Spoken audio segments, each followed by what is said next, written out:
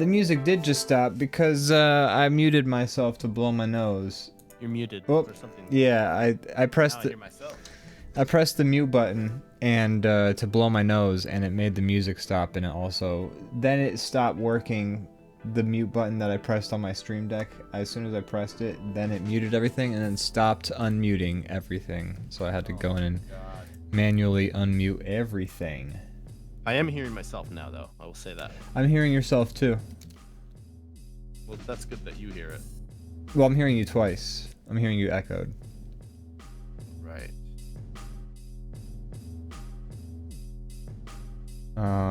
It says you're showing up. Interestingly enough, it says you're showing up on my Windows thing. It looks like Discord may have changed some settings.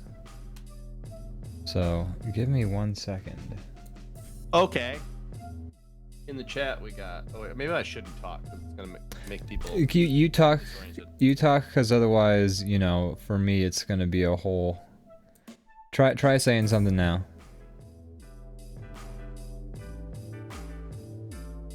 Okay, well now nothing's coming through. Hold on. Just start saying stuff. Just start saying a whole sentence. Testing 1 2 pop up. There we go. There you are. Bada bing. All right. Good.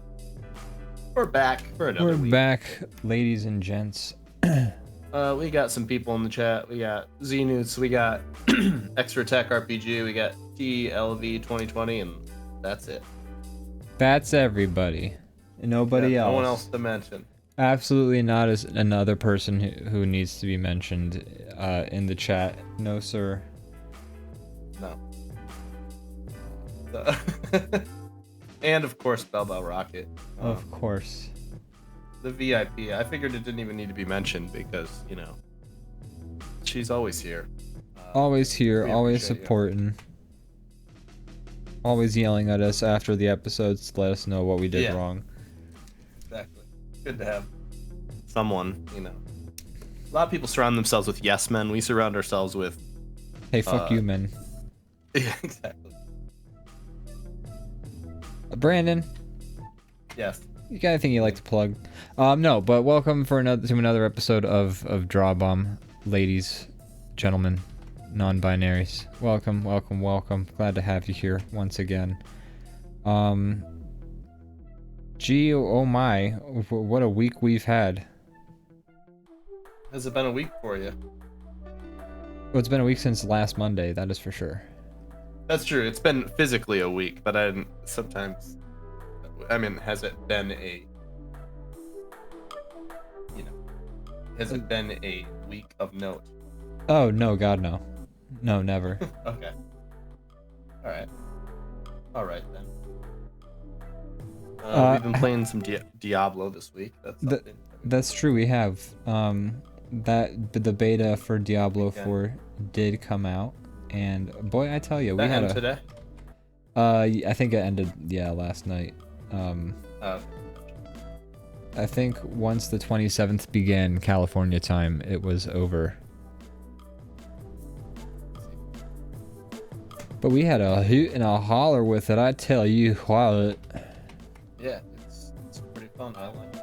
I enjoyed it. I had a good time. Made me excited for the real deal. Yeah.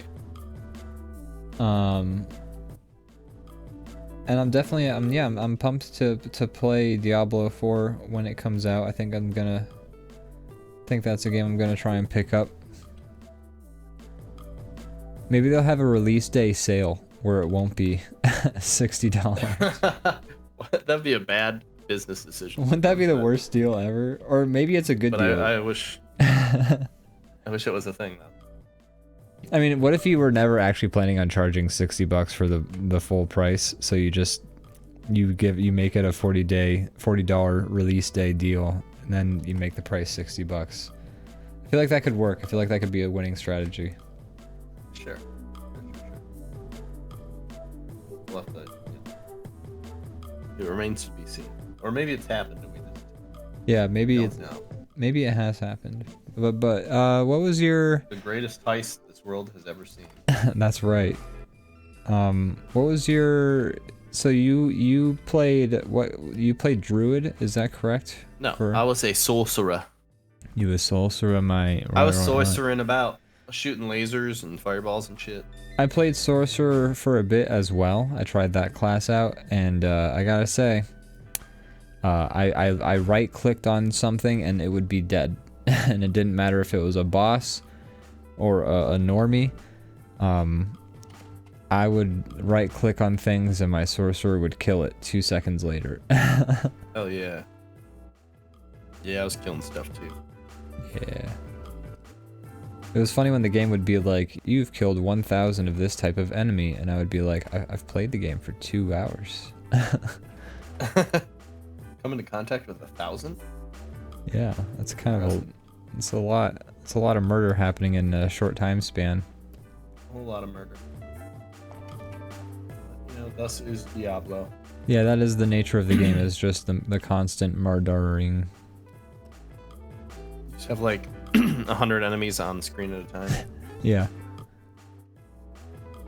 That is also the interesting thing is, well, you go first. I was gonna go on a whole rant. Oh no, I was just going to kind of like end that conversation. So Gotcha. Well, it's interesting because when I think of the classes of Diablo, there's like a necromancer, there's a druid, there's a barbarian, you know, there's all these classes, and then you get to like the rogue, and to me, the rogue of the Diablo classes is the least, it just seems like the least useful, because like in Diablo, like the whole mechanic of Diablo is you walk up to like a group of 1,000 things and then you murder them all in front, like you tank them and then you murder them in front of you. And it's like, well, a rogue is supposed to like sneak, or like you don't do any sneak, like Diablo is not a stealth game by any stretch. You're basically, their version of rogue is like, you're like Link. You're just like shooting arrows and stuff. Yeah, that's fair. More like a ranger. Yeah. But it's funny to think about a rogue. Like a rogue would not work. I think that's kind of been the way that rogues have been since like Gauntlet, where they're just like, here's the guy in a Robin Hood costume who shoots arrows. Yeah. And does little rolls and stuff. Boy, oh boy. But no, you're not. But you're not sneaky. Yeah, I think like when we think of the term rogue, like rogue actually really does mean a more generalized term, like a Robin Hood, than like the D&D type of rogue that I think we think about frequently. Right. But yeah, like that's why I've never picked the rogue in Diablos. I'm just like, but I'm trying to deal with 1,000 enemies. I'm not trying to check for traps. Yeah, I've never picked it either, but it could be fun. Probably good. I mean, I'm sure they made one class in Diablo that sucks to play.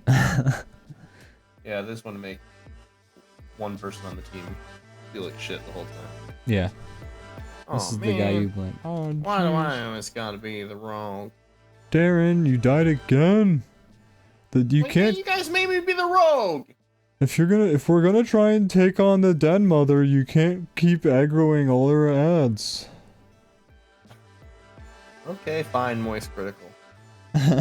You see, guys, the rogue sucks harder than a SpongeBob takes punches from a school bully. There you go. Nailed it. Diablo has done more cocaine than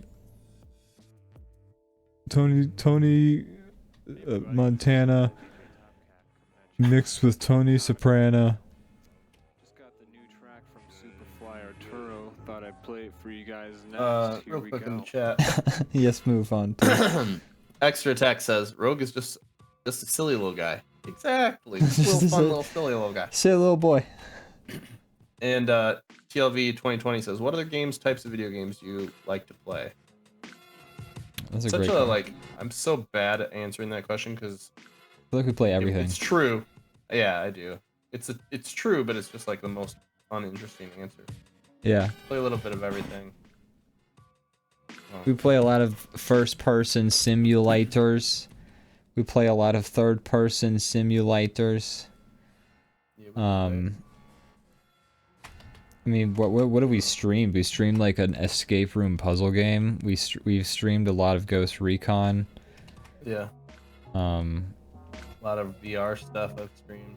you've streamed VR stuff. I love playing management sims. I stream myself playing Doom. I streamed myself playing Doom this morning, I think, if I remember correctly. Oh, nice. I started Half-Life episode I saw that 1 on the stream yesterday. I saw that. I didn't see it live, but I saw it afterwards, and I have the file downloaded. Oh, nice. Just in case you're ever bored. Just in case I want to edit another 10-hour long video. Yeah, we play a little bit of everything. Okay, I think a better way to answer the question is, what kind of games don't you like to play? Yeah. I'm not really great at RTSs. Same. Not a big RTS person. Those are my first names. Like, I liked StarCraft back in the day, but I fucking sucked at it. I also am not a giant fan of, like, Battle Royale-esque Oh yeah, me neither. games. I like the concept. I just am so bad that it's discouraging to the point where I just don't have fun, pretty much. I like the idea of them. They're not for me. I'm bad. I'm not a big I don't mind online games, but if it's an online game, I'm not a big PvP guy. I much prefer like team PvE. You know, I like to work with a bunch of teammates to shoot a bunch of dumb computers. If I'm like trying to like survive against a bunch of other players, like I'm just not gonna win. There's just gonna be people who are better than me, and I'm okay with that. But like I'm not gonna have a fun time losing to them. And also lag just is a lot more frustrating with PvP, and I've never had like a solid connection, so I've never really been like in a position where I'm like, oh yeah, a PvP game won't be frustrating right now. I like the only kind of like those types of games I like is like maybe like a capture game or like a team deathmatch type game. Like I can get behind that. It's all pretty. Yeah. I mean, I like Team Fortress. Team Fortress is good. I've been liking the Halo, whatever it's called. Yeah, Halo's had some good. Halo's been fun. It has a fun. I never played a ton of Halo in the past, like when it was popular, but the new one, I've been playing the online mode quite a bit still. Fun. Yeah. I like. I don't know. That's about as far as my competitive stuff goes. Just like basic. We're just not very competitive guys. We just know our limits, and it's not fun to lose over and over. No, I got limited time on this world, and I'm not gonna spend it losing. The downside also is like a lot of those games. It's not everybody, but the communities are very like aggro. So if you're not good, there's just like people are all pissed off at you, and I just like that's not fun either. To be like trying to learn a game, and everybody's like, "Fuck you," and I'm like, I'm done. I don't want to play this. That was one thing I really didn't like about League of Legends was like, if you're just learning, like your teammates will just be like the teammates and like the other team are just like such jerks the whole time. Yeah. Yeah, it takes a lot of the fun away. In my opinion. I'm just trying to have a good time with my friendos.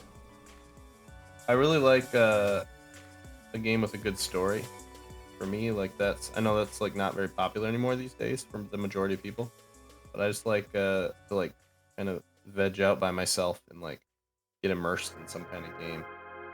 I think games with stories as much as I like playing. I just think they're not as popular now. Like when I talk to like the average gamer, they're not that interested in that. Well, I think I think if you talk to like the average gamer, who the average gamer is a lot broader of a spectrum than it was back when like games were sort of like a fledgling sort of industry. So like you have like a lot more people who play games, for instance, but they might only play like Call of Duty or some shit like that. But then if maybe I'm talking about like general audiences, not like I would consider you, or some of our chat right now that's outraged at what I just said, like more like people that genuinely like gaming is one of their major hobbies. It's not just like something to do once in a while. I'd say more general audiences are interested in like battle royales, Call of Duty, deathmatch, like stuff, and that's fine too. But like that's not new. I talk to those people and they're just like, I don't really like story games. But yeah, okay. So Extra Tech says that's a wild thing to say. That's pretty much exclusively all I want. Yeah, I'm with you. I get hype and like talk to somebody about it, and they're like, eh. And I'm like, aw. I think no, that's that's just, what I like the most. yeah, that's what I prefer the most too. Okay, maybe it's a general audience thing. I think it's like, you know, the folks who like, it's like talking to the people who they say like, I do mobile games, and it's like, oh, what do you play? And they're like, oh, Candy Crush. And it's like, okay, well, it's not like a game. I mean, it's a game, but it's more like it's a puzzle, like little app that recycles levels over and over. Like, it's not like a game in the traditional sense that like we would consider a game, but you know, it's a large swath of people who play Candy Crush. I don't know if I'd General call them audiences, gamers. general audiences like Big Bang Theory. Yes, It doesn't mean it's the best show on TV. that's right. Just means that's what is consumed by the majority, and I think that's true about in games. Games a lot of times, like what's consumed the most is like, I don't know, competitive. It's like if you ask general audiences, like, what's your favorite rapper, and you know, the average person might say like, oh, Drake, and it's like, okay, well, if you talk to somebody who listens to a lot of rap, they probably won't say Drake. Right. Some stuff is just more like designed to be just consumable by the general populace. Yeah. By the way, we got, I was wondering in the chat saying, hey dudes, what's up? I was wondering, thanks for joining us today. Welcome, welcome. Oh, hey, welcome. A couple other comments as well. TLV says, the Harry Potter game seemed good for storytelling and immersion. I played a little bit of it. I'm enjoying it so far. Let's see. Expert Attack RPG says Kingdom Hearts is the only game. It's funny that you in the same like back-to-back things, you said you like games with a immersive story, but then you also said you like Kingdom Hearts, which is like, that story is like a fever dream of like, Yeah. if you can like sit down and write out like an actual summary of what happens in that story in any kind of like way that makes sense, I will be impressed. I think the story of Kingdom Hearts sorry, go ahead. the story of Kingdom Hearts is like throwing all of the fan art or all of the Yeah. the fan fiction for Final Fantasy into an AI generator, and then, you know, having it spit back out. Yeah. Piggybacking off what you were saying, I was gonna say that's like, it's like if DeviantArt became a video game. Yeah, that's accurate too. But also the first Kingdom Hearts is a lot of fun. I'm not saying they're bad. I'm just saying this. It's like a mess of like. Oh yeah, the story like is. What's happening. Yeah. From what I've heard, I've only dabbled in the first one, honestly. Anyone who's played Kingdom Hearts also doesn't know what the hell's going on in it.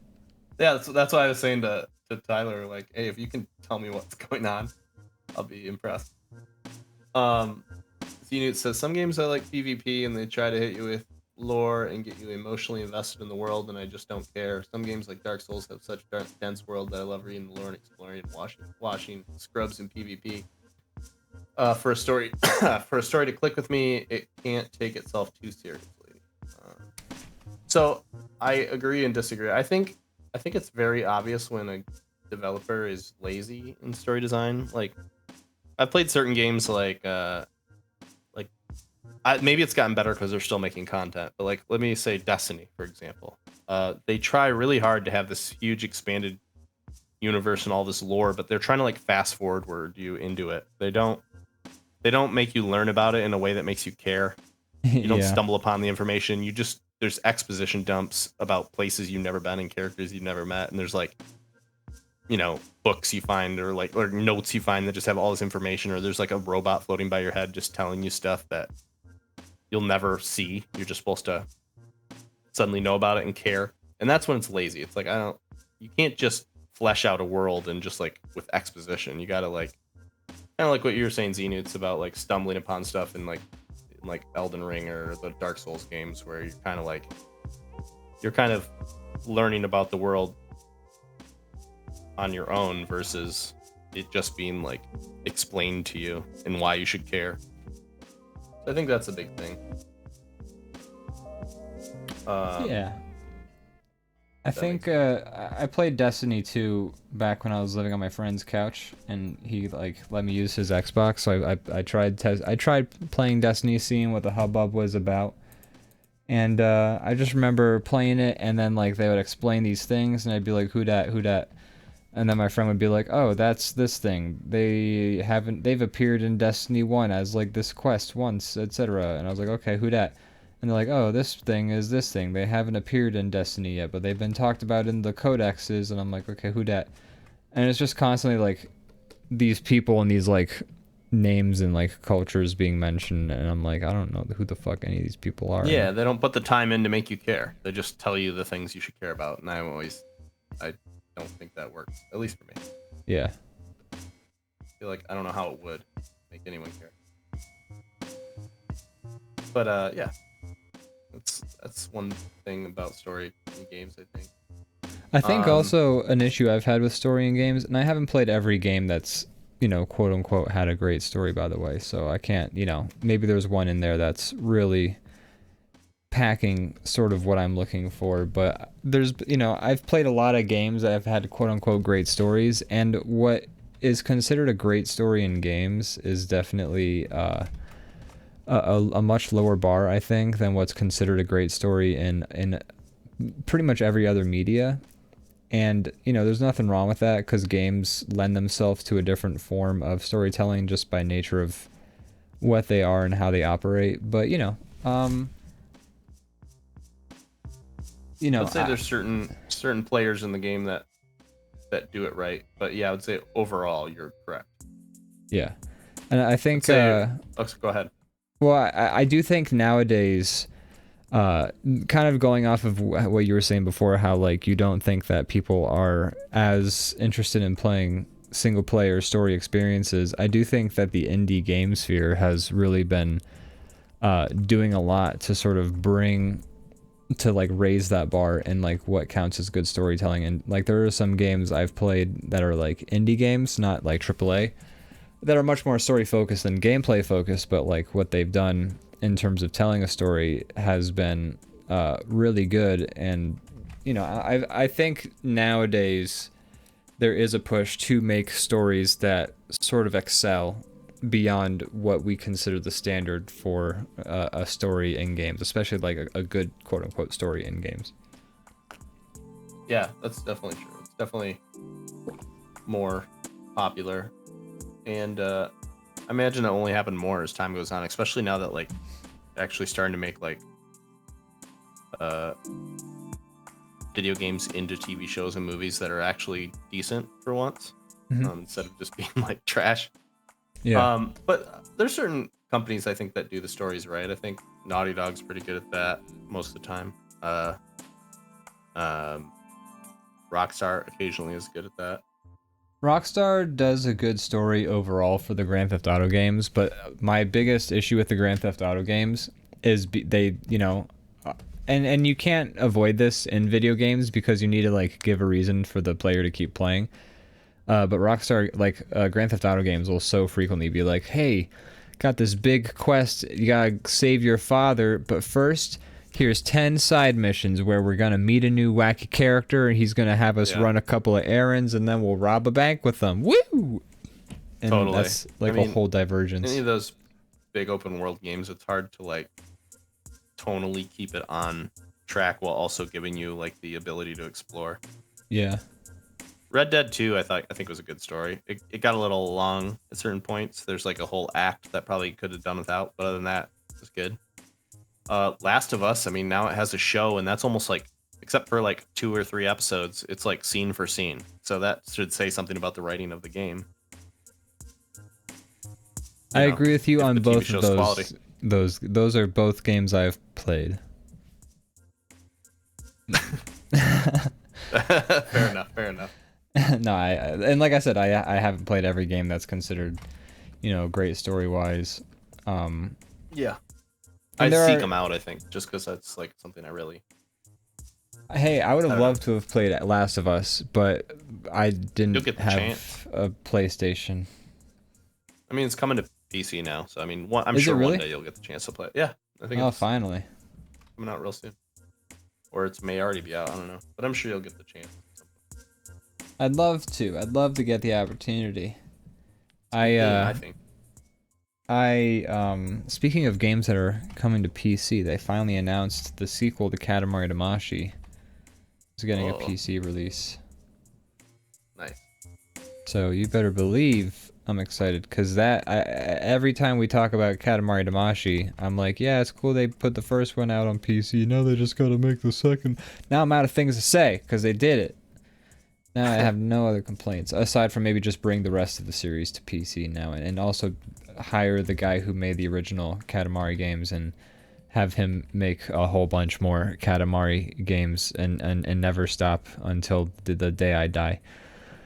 Yeah, what's that guy doing right now? I know he made that. Did he make that one game you were playing on stream a little bit ago? Yes, he made Wadam. Wadam. Did you beat that? I did beat that. It's like a 2-hour game. Gotcha. Which is weird. It's weird that it's a 2-hour game, because I looked it up on Wikipedia and they worked on that game for like 6 years. Well, you know, maybe it was like more of a smaller team doing stuff on the side. Who knows? Maybe, yeah, maybe there was a lot of like figuring out what they were even making along the way. Real quick, back to the chat. Back to the chat. X-Ray Attack RPG says Final Fantasy 16 looks promising. I agree. That looks cool. I agree, yeah. He said the 2 God of War games have been awesome. Yeah, the stories have been awesome in those. I have been meaning to play those, yes. He says Breath of the Wild and Super Mario Odyssey are both single-player narrative games. People I would like to play those. The narrative, but they're still loved. Breath of the Wild, I think, has some good narrative. Super Mario Odyssey, you're right, it does, but I guess I wouldn't have thought of that for a narrative game. But you're right. It's hard to. I don't know. When it's Mario, you just think Mario. You're like jumping on stuff's heads. But that game's great. Odyssey was awesome. I loved it. I want more of that. Like Galaxy was so good, and then Odyssey, I feel like one-upped it. I do, and I remember when I played the first Galaxy, and I was just like, holy shit, I loved Mario 64, and this is like Mario 64, but better. And so it's nice to see an evolution in the series. But yeah, there still seems to be a lot of good story games, and they're still popular. But I would say it's more. It's not the main draw these days. I don't think it doesn't make the most money compared to other things. I think Leviathan Den's here as well. Says, hello. Sorry, I'm losing my voice. Says, I'm late, ashamed, tired, and defeated. Oh, welcome. You're with your kind here. We're all defeated. We're the opposite of undefeated. We're only defeated. But yeah, I enjoyed Diablo. I think I gave up on trying to understand the story of Diablo a long time ago. But what's there in the beta, I enjoyed. I always kind of get that it's like demons are awoken, and they come over and they fuck shit up, and then evil awakens. You stop them. Evil is awakened. Evil is arised. Evil is coming. Stop the evil. You stop the evil. Up, the evil's back. That's Diablo. Yeah, please. Anytime you're dealing with like hell and stuff, it's just like hell is spilled over. Oh my gosh! Put it back, and it's put the toothpaste back in the tube, and then you do it, and then oh god, it's back again. I got hell all over the place. Someone clean up all this hell I just spilled. Make sure you don't get none of that. Oh, you got some of that hell on you. Oh jeez. And then that's the sequel. All right. Brandon, are you getting a cold? Are you drinking a LaCroix just now? Is that what I heard? It is sparkling water, but it's not LaCroix. It's just one of those Soda Stream things now.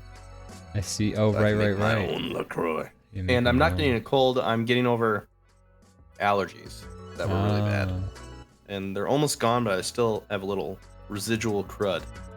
I don't know, folks in the chat. You may or may not agree with me, but I think it's a little suspect. You got this here soda fountain, and now your throat's all fucked. I mean, Soda is to blame. I think this soda fountain's got some sort of secret fungus that's infecting your throat. It's got a fungus inside. bro. A mouse died inside the soda machine, and I didn't clean it out. That's right. It's mouse fungus.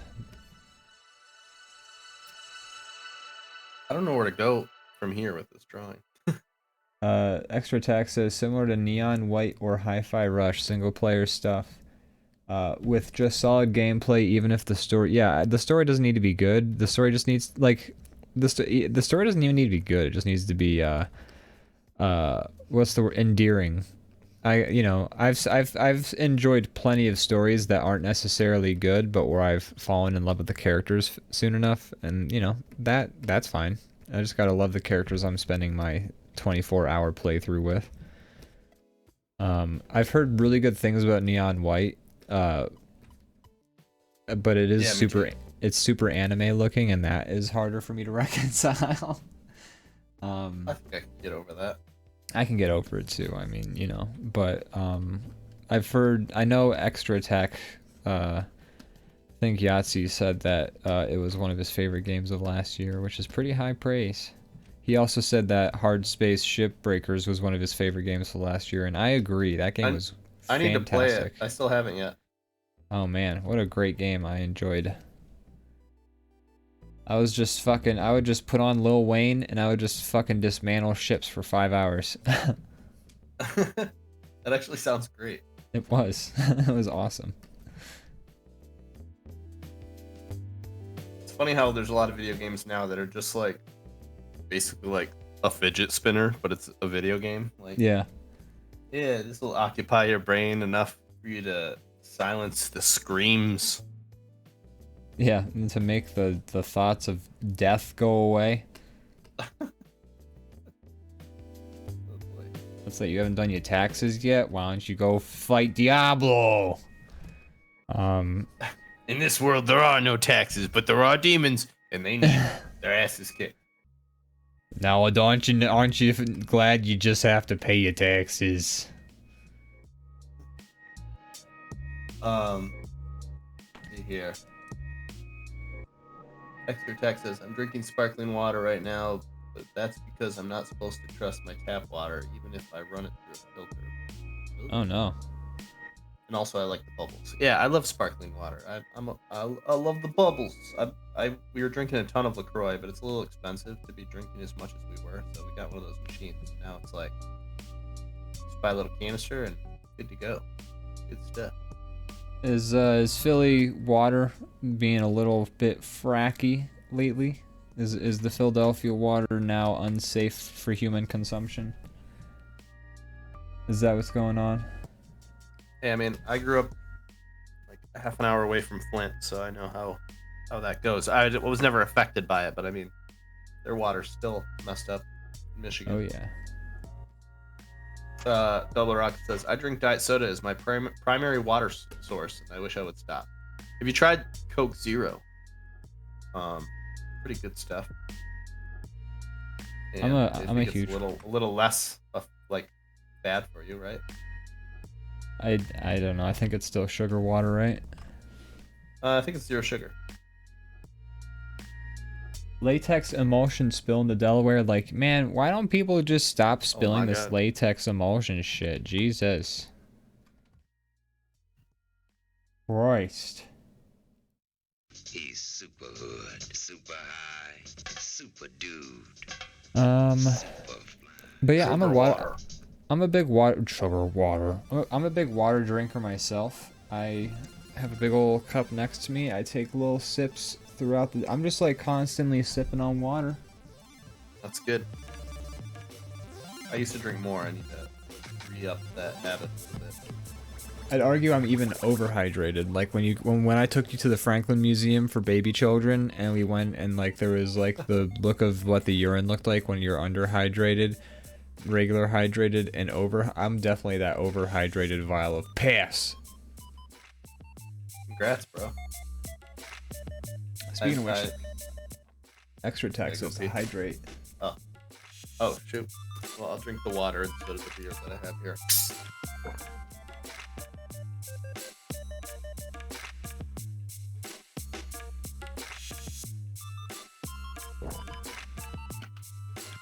Stunning, exciting content. Stunning. Crazy Kyle says, "Oh, welcome." Crazy Kyle says, "Oh, OMFG, the poops have HP bars. You're brilliant. Thank you. Finally, someone has seen They've seen what the I'm light. capable of. I feel seen."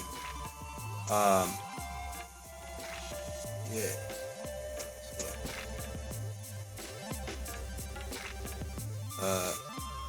Crazy Kyle says, "I heard they're discovering everywhere close to a dry cleaner has cancer-causing chemicals in the water table because correctly disposing their stuff costs them too much, so they all dump." Oh God, I don't like that info. Oh, jeez. Hey, everyone who lives next to this very common thing, you have cancer. I honestly do believe, I'm sure in multiple ways, they're going to realize, like, everybody gets cancer now. They're gonna it's gonna click. They're like, oh shit, it turns out Kraft singles I read gave this. us all cancer. I read this thing the other day where it's like they found out that this ingredient they've been putting in like bread is like probably cancer causing. They're like, oh yeah, so if you've been eating bread or anything with bread, you Kyle's probably the only one who will die. survive. Yeah. So There you go, laugh Crazy all you Kyle. want, Who's the Kyle. one? Who's the one laughing now? Kyle says he eats bread. Yeah, but Oh no. Well, not really. you know it comes for You us eat- all. He eats impossible bread. That's right. It's plant bread. I only eat lumbus bread given to me from the elves. Isn't all bread plant bread? Yeah. Yes. Yes, it Okay. is. Unless, you know, you make bread out of, like, an animal part. Which you could do. Meatloaf? Yeah. Or you just, you know, Bread like? it's pretty bread. You could It's be like got the you word could loaf be like- in it. the double down at KFC. Exactly. You're a psychopath. Well, I mean, you just gotta put little bits of processed, like, meat in a mixture of that, like, you know, like, you could probably replace the flour to a degree. And get meat bread. That's what we're gonna work on. The next Meat bread? DrawBomb stream will us be making different recipes for meat bread. Ew. But okay. I accept this challenge. Disgusting, man. Why do you need to make like everything's already unhealthy? Do we need to find a way to make bread even worse? Yeah, apparently. It's like, I forget what it is. I'm pretty sure it's always like whenever they're like, oh yeah, this common item that everyone has in their food gives you cancer. It's like a preservative of some kind used to like make food last longer than nature ever intended. Could we should invent a bread that has all the ingredients of a sandwich in it. So you're just like, it's sandwich bread. You just eat a slice of bread and you got the whole sandwich right Yeah, there. it's got meat, cheese, and like lettuce in it. Exactly. Perfect. We're onto something. Call the inventors at Kellogg. LV says a calzone. Well, no, because that's There you go. maybe if you mash the calzone so tightly that you don't even know all the ingredients are in there. You crush it with a like one of those industrial like smashers. A La Presse?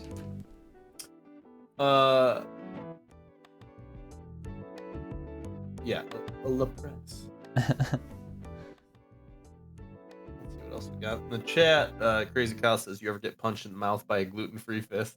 No, but I'm looking forward to the day. I'm sure you will. I'm so scared. I'm so worried about your fist. Then Bell Rocket said, "Zach is sometimes a bad joke or two away from being punched by a GF fist." I think me and girlfriends that are gluten free. Oh man, I believe that. I like it. Straight to the moon. Straight to the Zach. moon. One of these days, Zach. One of these days. Crazy Pow. Kyle says, you guys are eventually going to come to the old idea of putting everything in an aspic loaf like the old days. There you go. Now that's preservatives. Just put Wait. everything in Jello. Let's do it. Oh my god. They always had the right idea in the 70s. I knew it. Sure, none of that stuff causes cancer. And we need lead in our paint again. Let's do it. Oh my god, the lead-based paints. Fuck it, we're already putting lead in or cancer in our bread. Might as well put cancer in our paint again. Yeah. It gave it that good shine. Hey man, I've been painting like non-stop these past few weeks. I just literally. So let's definitely put I'm wearing a cancer shirt in that the has paint. paint. Let's not. I have paint on my shirt now because I literally got back from painting and hopped on here immediately. We're painting fools. So no, please no cancer paint. Art and fools over here. I tell you what. It's coming along though. We're moving into this house and there's a lot of colors that are not what we'd pick. So we're repainting almost like the whole house, which is a big job, but we're making our way through it. We got like about 3 rooms done and about 3 to go. Something like that. Sounds That's a lot smaller of than it is. rooms. That's a lot of rooms. Yeah, well, Now- some of them are like hallways and bathrooms and shit. Now, Go ahead. Brandon, when I Ask- played ask the House paint Flipper question. Simulator, Yeah. painting a room only took like 10, 15 minutes, something like that. Dude, you want to hear the wild part? Is as I'm painting, I keep thinking about that animation of just the like, and it's done from House Painter, and I'm like, if only. If only. So, Morgan has Brandon, recommended like the spray, taking you the, guys the so spray long? machine. I don't know. We're amateur painters. I guess so. Morgan Spray has, machine would like, be a recommended, good. Like, I'm scared of it. Why? I'm scared of it. Cause have you ever used like spray paint to paint something? Like everything around you gets covered in it too. Well, yeah. If there's like, you'd have to like plastic off like the ceiling, wouldn't Yeah. you? I've never Well, used one of these things. what if you just used it to get a broad spot on the thing done, then you painted the rest in by hand, but you kind of used it to just get like a hue, like, you know. Yeah, maybe. I don't know. I'm scared. That's the answer. I'm a coward. If Morgan's the one who wants to use it, let her use it, and then, you know, you don't. If she messes up, that's her. It's her deal now. No. You know. No, I don't want to do that because I'm living there too. You're husbanding wrong.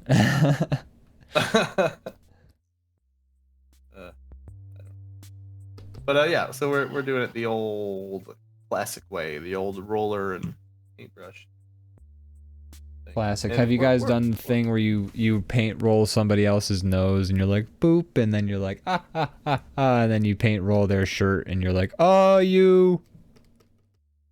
I did that, but I accidentally painted too much of her, and now she's lost somewhere in the house. I don't know where Oh, she no. is. I know what room she's in because if she's the same color as the walls, she's got to be in that room. They She's say missing. that if you listen close enough, you can hear her in the walls saying, "Help! I've been painted into the walls." Yeah, it's actually, you don't have to listen that close. It's pretty loud. We don't know where she is.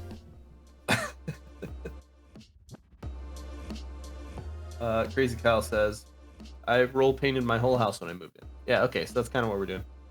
Didn't spray, but the real question is, did you take off all the socket covers and not get paint on any of the sockets? Oh, totally. And we're taping everything. We're like, we're doing way more than I think most people do. Just because I'm like, my mentality is do it right the first time and then don't do it again. Measure having to, twice, cut once. yeah, basically. So like, even like as we're painting, I'm seeing like how lazy, like not how lazy, because they did a fine job, but they didn't. But I'm seeing like You things don't that have the to previous lie. They person fucked did. it up. They fucked it up. They didn't give a shit, and they fucked it up. But I'm just noticing like, oh, they didn't tape any of the stuff. They didn't do any of that. But no, we're doing all that. I was in there with a little tiny like hand brush, just like touching stuff up that like bled through the tape and things like that. So we're doing it right. You're doing it and doing it and doing it well. Double Rock says, take off the fucking sockets, you animals. Yeah, I took them off. I removed the sockets. Kyle says he painted half of his sockets. You know, Well, but- Kyle, shame. yeah, shame. Shame. Shame. So, Brandon, now that the Diablo 4 beta is over, what are we gonna do with our fucking lives? We can get back to drawing puppets. I guess that's... Oh, yeah. Jeez. That's one Is that thing. what we've come to? Yeah, that's what we're on. That's what we're doing. Crazy Kyle says, I'm not a fucking artist loser. Hey, man. Yeah. My favorite art class was the one where they taught us how to paint sockets. My favorite art class was the one where we all went into a room and then somebody just looked at all of us and went, "You're a fucking loser. You. What's your name?" Was And I'd that be like, graduation day? That was, yeah. Yeah. You get up on stage. What's your fucking thing? You're a fucking Here's your loser. diploma, you idiot. Jesus. Wasting your money on an art school. Thanks for your money. Get the hell out of here. I don't want to see your face around these parts again. If I see you in here using the printer, I will. It'll be your ass. You I make that think, joke because I did that for years after school. Oh, yeah, you went I back had to and print used the something. printer? I'd go into the, yeah, I would just go to the one building and just go to one of the labs and just use the printer to like print shit. That's what our school was always saying, like, make sure if you print out your artwork, you print it out at the computer lab upstairs, and then I'd go down the street to the Staples because the prints were like $8 cheaper. Oh yeah, see, we had free printing in the one lab. Oh no, for us it costs if you're a bunch of money. if you're printing like prints and like nice stuff, that costs money. But like if you were just like printing just like basic shit, that's free. So I would use that for years after. I finally now go to like FedEx or something because I still don't own a printer. Yeah. How many people in the chat own a printer? I'm curious. Is that a normal thing that people don't own printers anymore? I don't think Or do most- barely anyone owns. Like, I wouldn't own it. I don't own a printer. Like, if you take my parents out of the equation, I don't own a printer. Yeah, I don't know. This doesn't seem necessary. I don't print often. When I do, it's like 10 cents. Yeah, it depends on your needs. That's totally true. Yeah. Some people do need to print stuff out more often than like me, who's like, what am I gonna print out on the computer? A meme? Oh man, look at that fucking moth. He wants lamps. So going down the line, Crazy Kyle owns a printer. TLV says they have a printer scanner. Ooh, somebody's rich. Wow. Man, I didn't know we had a friggin' billionaire in the chat. Crazy Kyle, yeah, okay. Lizzie says, I own one, but it's never plugged in. Well, you still own it, so Yeah. you have the capacity to print. Double Rock says, my dad owns one and I use it. That's not the same as owning a printer. That's someone else owning a printer, and you're a moach, so not count. I guess. But, you know, I don't know. I could see myself getting one, mainly like TLV said, for a scanner, and then the printer would just be a bonus. I do have a scanner. I don't have a printer though, and I barely use my scanner. Okay. I'm gonna start. Speaking of scanners and stuff. You gonna start Maybe exploding people's tomorrow? heads? Yeah. Wah. Maybe. That's how that scene went. Maybe starting tomorrow, if I get all my stuff together, I might start doing a like morning or noon stream. Hey. Where I'm doing traditional work with like markers and ink and stuff. Very cool. So, if you don't want to miss that, you know, make sure you're subscribed. I think everybody here already is, but Yeah, but I'm not making any promises. I might start it next week, might start it tomorrow. We'll see. I'm gonna try to do it on Tuesdays, And it'd be nice to have a scanner to like actually save some of that stuff. It'd be cool to make some DrawBomb prints, you know, just draw some shit out and then sell that through the channel. Just like sell some nice little ink originals for people to buy. Totally.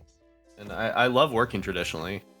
Me too. I just right now don't have a very good space for it. I'm gonna use this office for the stream, but once we move, I'm gonna have a lot better space for all this stuff. So I'm gonna do it there for sure. Hey, there you go. So yeah. Yeah. Oh man, we're coming Crazy up Cow on the end of our says, first hour. Wait, Brandon. I know. That's what I was saying. Like this drawing's like a lot going on.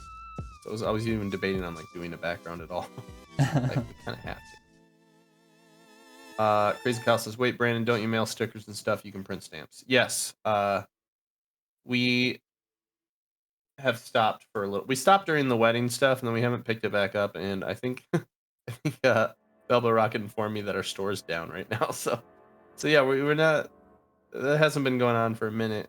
I'll have to look into that. I think maybe like whatever payment I had to keep the store open lapsed or something. I don't know. I don't know these things. What? Oh, I'm supposed to jeez. know everything. But I'll have to check into that. But regardless, I don't know. We haven't been doing that for a minute just because we've been busy with other stuff. But, you know, it is what it is. When you have like a labor of love, I think it's okay to only do it when you feel like it.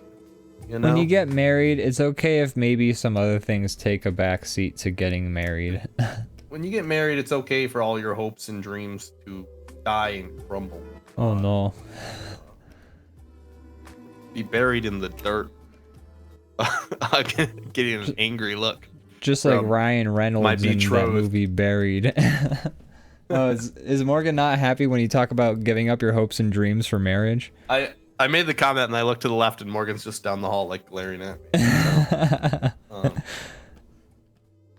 the old ball and chain. She's gonna love that. Yeah. It's a pet name I have for it. Yeah. But yeah. So we'll probably get back to that, but we haven't been doing it for a little bit. But yeah, that'd be a great reason to have a printer. Maybe I'll get one, but I don't have one.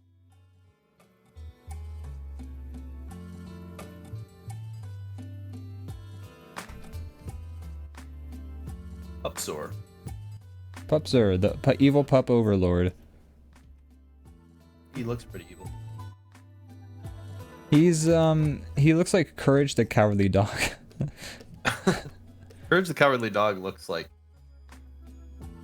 All I can think about is like the hole in his tooth and everything. He's yeah, like, the hole he in looks his a little tooth rougher. sticks out. A good character detail. Courage sees Lilith appear out of the tomb. Either this is trouble or my name's Winston, and it's not. And then she pops his head or some shit like that, you know. There you go. I watched some Courage as a kid, like a good amount actually, I would say. But I don't know. It's like it feels like a fever dream. I just don't remember. I watched a good amount I remember of Courage little as a child. little bits, but it just felt like I don't know. It was upsetting. I feel like It was definitely. I don't mean, know why. it's interesting to make a horror show for children. Like that seems like such a I don't know if you could make a horror show for kids like nowadays. You know. I don't know. Yeah, there's shows like that existed like that I watched a lot of them and liked them, but I also remember them like obviously they're not scary at all now, but Oh yeah. I remember like being creeped out by like the occasional like Goosebumps episode or like Yeah. the Are occasional You Afraid of episode the of Dark? Courage would the occasional episode of Courage would freak me out too. I remember. But now they're just like goofy. I remember like if for a show to get me even just like little twinges of fear, it would just have to be like we're a scary show, and I'd be like, oh man, it's crazy, scary Yeah, things like- exist. Like the intro to Are You Scared of the Dark? Yeah. Freak you out. Are you afraid of the dark? Well, yeah, but Yeah. I'm scared of this intro that's really spooky. It's a good thing that this TV is literally a light bulb. Yeah. Joke's on you. You're making my room less dark, idiots. Bunch of dumbasses. I'll show you who's afraid of the dark. The acting It's on me. that show is insane. There's a Meat Canyon video about not Are You Afraid? It's about Goosebumps. It's about a Goosebumps episode, and it was an enjoyable little. I feel like the episode. Are You Afraid of the Dark has slightly worse acting than Goosebumps, and that's saying something. I remember just like the general synopsis of episodes of Are You Afraid of the Dark, but I don't remember any specific I couldn't like list specific things that happened during that show. But I know there's like a camera that eats people. I don't remember. I do think actually the entirety of Are You Afraid of the Dark is like somebody on YouTube uploaded all of it. I believe it.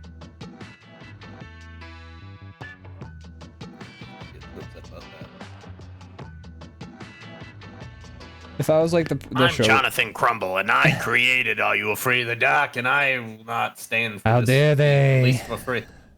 I'm trying to sell VHSs of it, and that's my bread and butter. I haven't sold a VHS in years, and I'll never understand why. Probably because it's free on YouTube. That's the only reason I can It's the imagine. only thing I can think of. If I was like a person who worked on Are You Afraid of the Dark, I'd be like, hell yeah, upload that shit. Let my work finally see the light of day.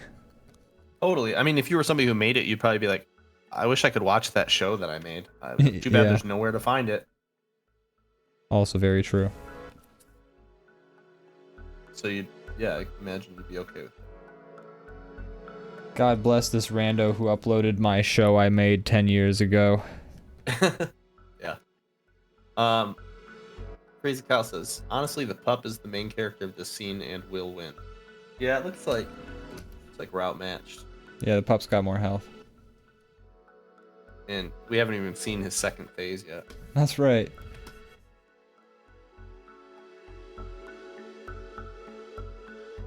Man, Gets a oh cone man. on his head that shoots like a beam. Yeah.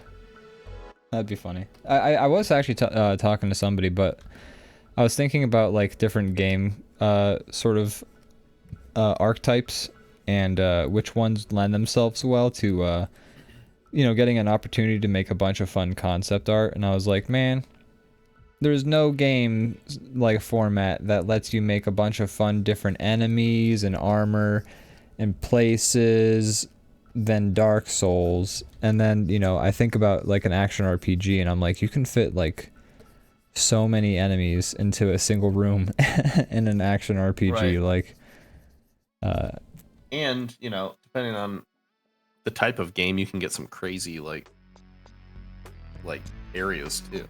yeah, absolutely. Like- I mean, you especially with like Lost Ark has been going for a long time, and there's just like the craziest shit in that. Like you're like, now I'm on a pirate island. Now I'm on a mushroom fairy island. Now I'm on a spider island. Like they just keep adding stuff to the games. There's so much weird shit. Yeah, I think it's funny because like these types of games, especially like Diablo, it's almost like there is no set rule for like what a monster has to be, so they can be just like whatever the fuck. And it's Make just it gross and demony. yeah, or not even, you know, just make a fucking bear, just fight a bear. Yeah, there are just animals sometimes. Just fight a bear. He's just like, hey, all the other animals are like trying to stay out of your way, but yeah, bears, they just find themselves in the mix with the demons. They're like, hey, Yeah. me too. Hey, fuck this guy in particular. Demons showed up and bears were like, Oh hey, you wanna shit, be yeah. bros? I've been waiting for this for a long time.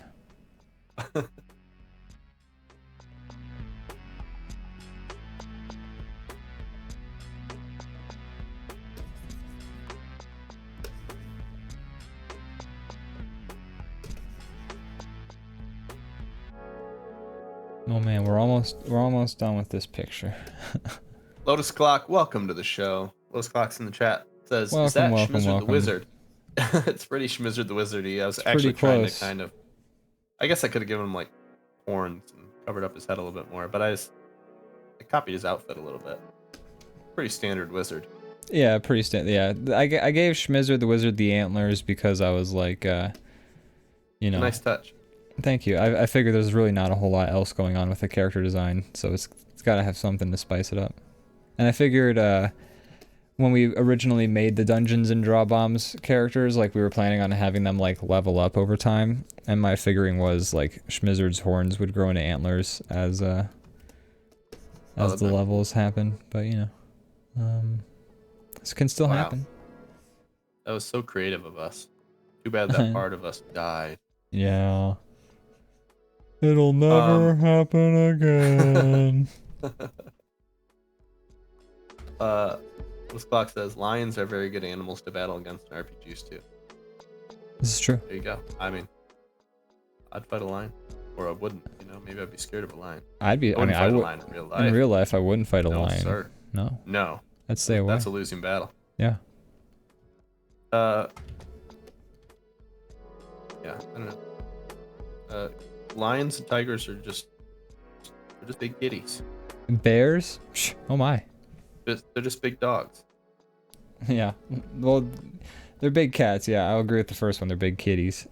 They are kind of like big dogs, but I do feel like lions and tigers both have more cat-like I was saying qualities. bears are like big dogs. Oh, bears are like big dogs. Yes. I was saying because you said but they're also not. I said oh my because I said bears oh my because you said lions and tigers, and I thought it was very funny. Yes. I thought it was a very hilarious. funny guy. I'm a hilarious guy. I was gonna laugh at it later. Shit, I should have waited for that. Man. You got some time now? Crazy Kyle. No, sorry, I'm busy reading the chat. Crazy Kyle says, "Do the poops have multiple HP bars to get down? Are they mini boss poops?" I like to think they're like maybe they're like slimes where you kill one, they turn into mini poops. That's what I was thinking. Like the poops enemies in my head, you take them out and then they divide them. Do that mechanic? I think every game ever does that mechanic with one of their enemies. Right, but I meant theirs are specifically poops. Oh, probably, yeah. There's big poops and they're like slimes, so you break them and they turn into smaller poops. Binding Eye of Isaac. The tiniest ones are little like cute ones. Yeah. There's the little smiles on the face. Binding of Isaac is very big on the bodily fluids. Yeah.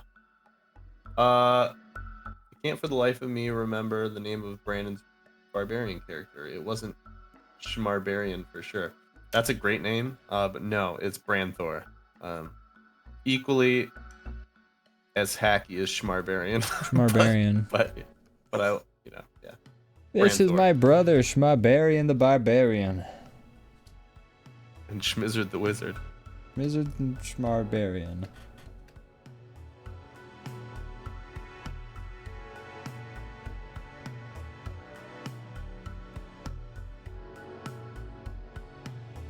I did enjoy that we could cosplay as Schmizzard and Branthor in Diablo. That's true. I didn't think about that.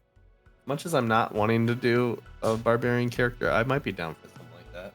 I wouldn't mind doing like, here's the thing. So if they do Diablo 4 like they did Diablo 3, there will be like the weekly, like the seasons and the things like that. And you know, I wouldn't mind participating in some of the seasons. I'm sure I'll play that stuff. And when I'm doing this season tracks, you know, I'll probably want to like try out the different classes. So I'm sure I'll play a barbarian eventually, you know. Well, if you make a wizard, just make it Schmizzard. And if I make a barbarian, I'll make it Branthor. Bada bing, bada boom. I mean, all my barbarians in Diablo have been named Branthor for like the past 15 years, so that's not even anything. That's very funny. Yeah, you tend to name your characters Bran something, some sort of it's fun. variation of your name. It's good to have a rubric, a mnemonic, or not, what's the word I'm looking for? Maybe rubric is the word I'm looking for. Lotus Clock says, "Who's playing as the tribal witch doctor in that picture?" Great question. I guess that's me because I was the necromancer during the beta. Yeah, I was a wizard of sorcerer, whatever you call it, in the beta, but I didn't want to draw him because he kind of looks like how your guys are dressed. Like I also had horns and a staff with a skull on it. So was I just think, like, especially in that like, do the opening guys know where I'm area, at? I think everything it has horns in that opening area. I'm liking though. The new Diablo it lets you transmog everything right from the beginning. So Yeah, you can look however you want to look, which is what the games have needed for a long time. I hate absolutely. looking like a dumbass just so that I can not get killed in Yeah, places. I agree. I know they had that stuff as like end game shit or like later game shit, but this one they made it like accessible right from the beginning, which is very nice.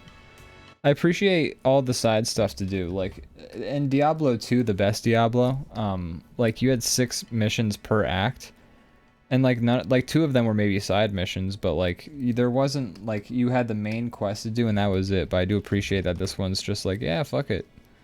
Here's like 80 dungeons to do on the side for fun if you want. Yeah. I think this Diablo is going to be good because there's a lot of...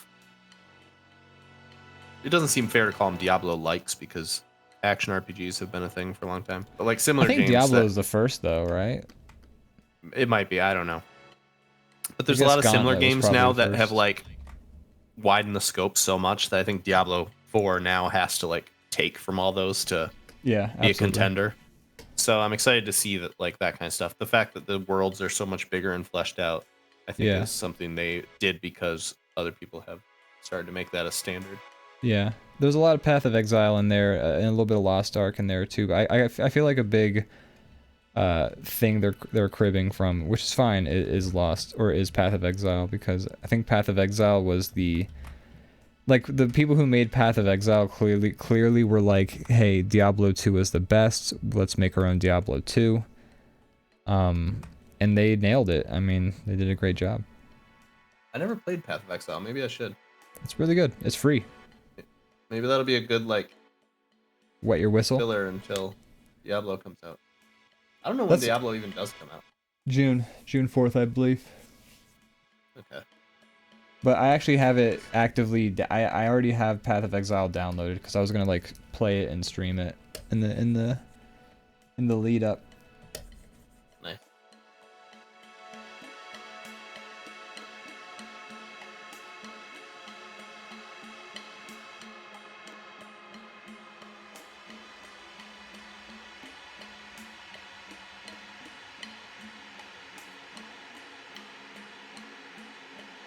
Oh man, this drawing's almost done.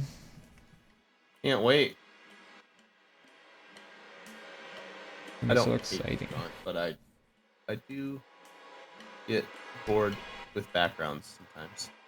Yeah, I feel that. That's why we generally try to avoid the backgrounds or make them very, very generic. Yeah, especially for the show because we're trying to, Yeah.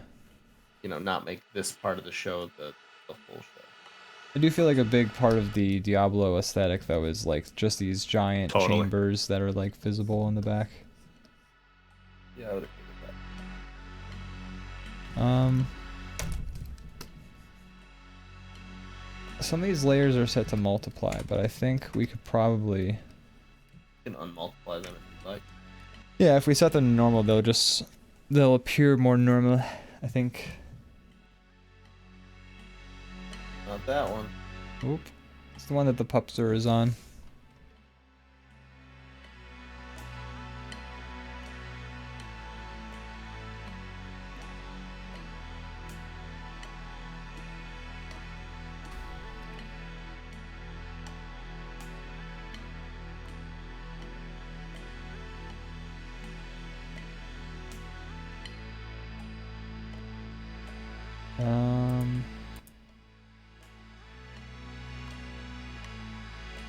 Here, if you can make chaps 3 normal. I'd rather not. Okay. Why?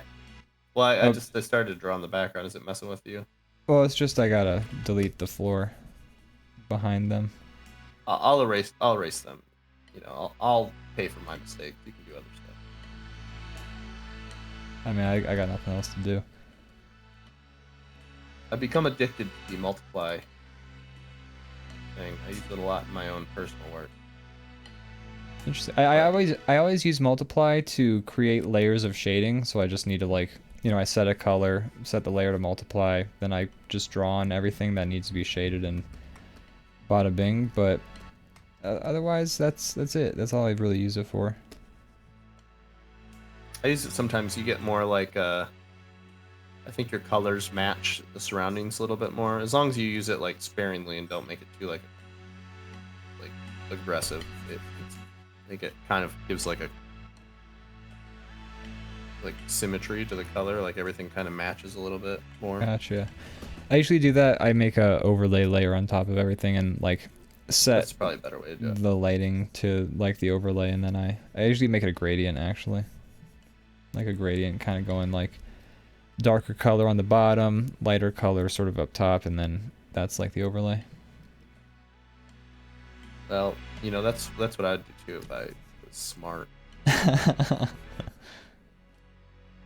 Hey, there's no wrong way of doing it, okay? Except for your way. That is Lotus- incorrect. That is the wrong way. Yeah. Lotus Clock says you guys played Diablo Immortal on your mobile devices. I played for a second. I played it for like 2 minutes. Yeah. I was over it pretty quick, but I did play it for a little bit.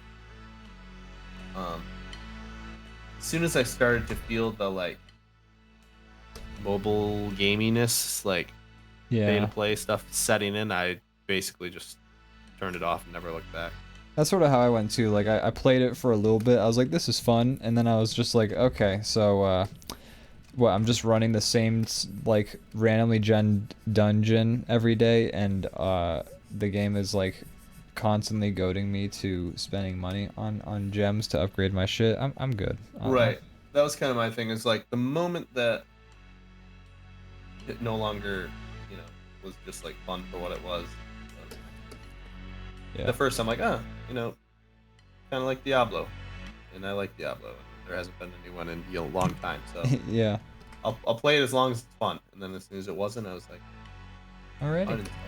Yeah.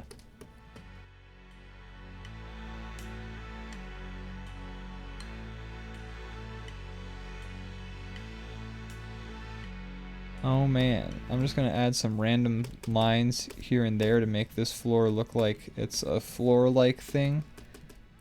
And then I'm all Speaking good. of, yeah, that's kind of what I'm doing too a little bit. Speaking of mobile games, right now there's a mobile Doom game. You heard of this Really? at all? I think So- I have. Yeah, it's like Doom. It's not. It's like Tiny Doom or something like that. Yeah, I saw about not- that. Amazing. But I have been playing it. It's kind of like a, I don't know what the game type is called, but like a Vampire Survivor type thing, except you go like chamber to chamber. You're in a Right. room and there's enemies, and you take them out. But it's like, you know, you're upgrading the same way, and you're like auto attacking mostly. You have some attacks that you make on your own. Gotcha. And then you're just like, there's a boss every like 10 chambers, and you unlock stuff and level up, and it's just like a stupid time waster, like all phone games are. But Of course. and they are trying to get you to spend money, but it doesn't feel too bothersome yet. And there's not ads, so I'm like, all right, I'm enjoying it so far, even though it's Nice. very like basic and not a lot to it. That's cool. Yeah, sounds pretty fun. I did Ish. see that like when that was announced, I was like, oh, what's this? And then I like looked at the screenshots and I was just like, oh, okay. Yeah, it's not pretty. Yeah. I was just Not a like, great looking game. when I saw that it was like a mobile game, I was just like, oh, okay, I don't care. Yeah. I don't usually care. It's just sometimes it's like a nice time Yeah. waster when I'm like stuck in a car or something. Yeah, I mean, yeah, I And have driving. mobile games. And I'm like, I don't want to pay attention. You know, I'm just like, this drive's taking forever. So I start playing the game and I get in a car accident. Yeah. No, I definitely have mobile games too for, you know, when I gotta pass the time at the funeral home or, you know, wherever I'm at. You run a funeral home, right? I run a funeral home. I'm always propping the bodies up into like different poses for the wakes and the burials. You prop them up from underneath, right? You lay in the Yeah, I kind of like I press the my back up coffin against underneath. theirs. and then like if people walk by, you like make them like, ah, you like wave and you like, It's very I Weekend at miss you. Bernie's. I got a series of pulleys set up. you have to pay extra for that, but no, it really Really helps with the grieving process, I think. Yeah, and I always add it to the bill anyways, just because they don't pay Even if they attention. don't. They're too sad. Too sad to notice that you're ripping them off. Yeah, exactly. Well, yeah. You're going to hell. Yeah, I think so. In a gold coffin, baby. They say you can't take it with you, but us funeral home directors have figured out a way to throw it. We sure did. We've us funeral home directors, we do have seen the afterlife. We've talked to God and shit, and we've been like, oh yeah. You spend a lot of time around the dead. You you see the afterlife quite a bit. It's like right there. You form those connections. You get like these bonds, spiritual. Oh boy. Up the drawing. It's a hell of a drawing right there. I think it's good. I think we did it. We did it. Alright. I'm gonna do one last thing. And then I'm gonna call this drawing done. Did. Oh, I like the little horns on the DrawBomb. That was a nice touch. Thank you. I'm just gonna add one last thing to this drawing. Shadow.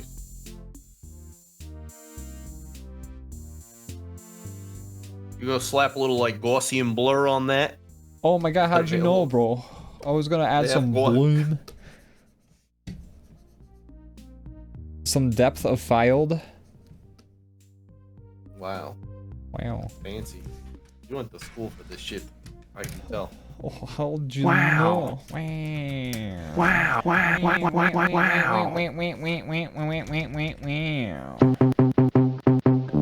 Wow. We'll have to get our DJ characters ready to go soon. Soon, yeah. All right, there you go. There you go. Beautiful. Nice touch. Thank you. I think this drawing's done. Did. So too. All right. Would you like to take? I'm gonna save this first. But would you like to take a small break? Let's take a small break. Refill our waters. There you go. There you go. No, God, please, oh, no. Someone doesn't want us. No! Someone doesn't want us to No! go on break. No! Oh well. A few moments later.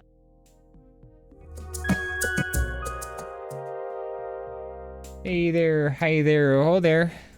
Oh, are we back? Oh, I think we're back. Oh boy, that's great news. I am going to try making some of these prompts for us. Okay, so we should explain what we're doing. Yeah, we're gonna have viewers. We're gonna have Chat GPT make some characters for us to draw. We're gonna use AI for good instead of evil. Yes. It's like AI art, except we're making it, and it will look less good because we're making it. That's right. But we will have the correct amount of fingers, so this is true. checkmate. Ha! Take that, AI. Suck my dick. I'm sure it will be able to soon. They're probably working on that. Yeah, I have no doubt. If they're not working on that, then what are we even doing with technology? All right, I've got my character for you. Ready? Oh, okay. Oh, sure. Go ahead. I said come up with some details for a character who is like a failed Mrs. Frizzle from the Magic School Bus. I don't know why I typed Mrs. Frizzle. Her name should be Miss Frizzle, but whatever. Name, Ms. Pritchard. Ms. Pritchard is a middle-aged woman with frizzy brown hair and thick-rimmed glasses. She often wears outdated, brightly colored outfits that are reminiscent of the 1970s. This is just describing Miss Frizzle, but with brown hair. That's the problem, is that you gave a description. You have to like make it. You Wait, can't input. There's more. Go ahead. Personality. Miss Pritchard is enthusiastic and curious about the world around her, but she often lacks the scientific knowledge and organizational skills needed to carry out her ideas. She's prone to Miss making Pritchard is gonna get kids killed. Yeah. It's like, I turned us into lizards, but I don't know how to turn us back. All of this is actually quite funny. She is prone The to bus making... is magic, but I'm supposed to be teaching you science, so it's kind of contradictory.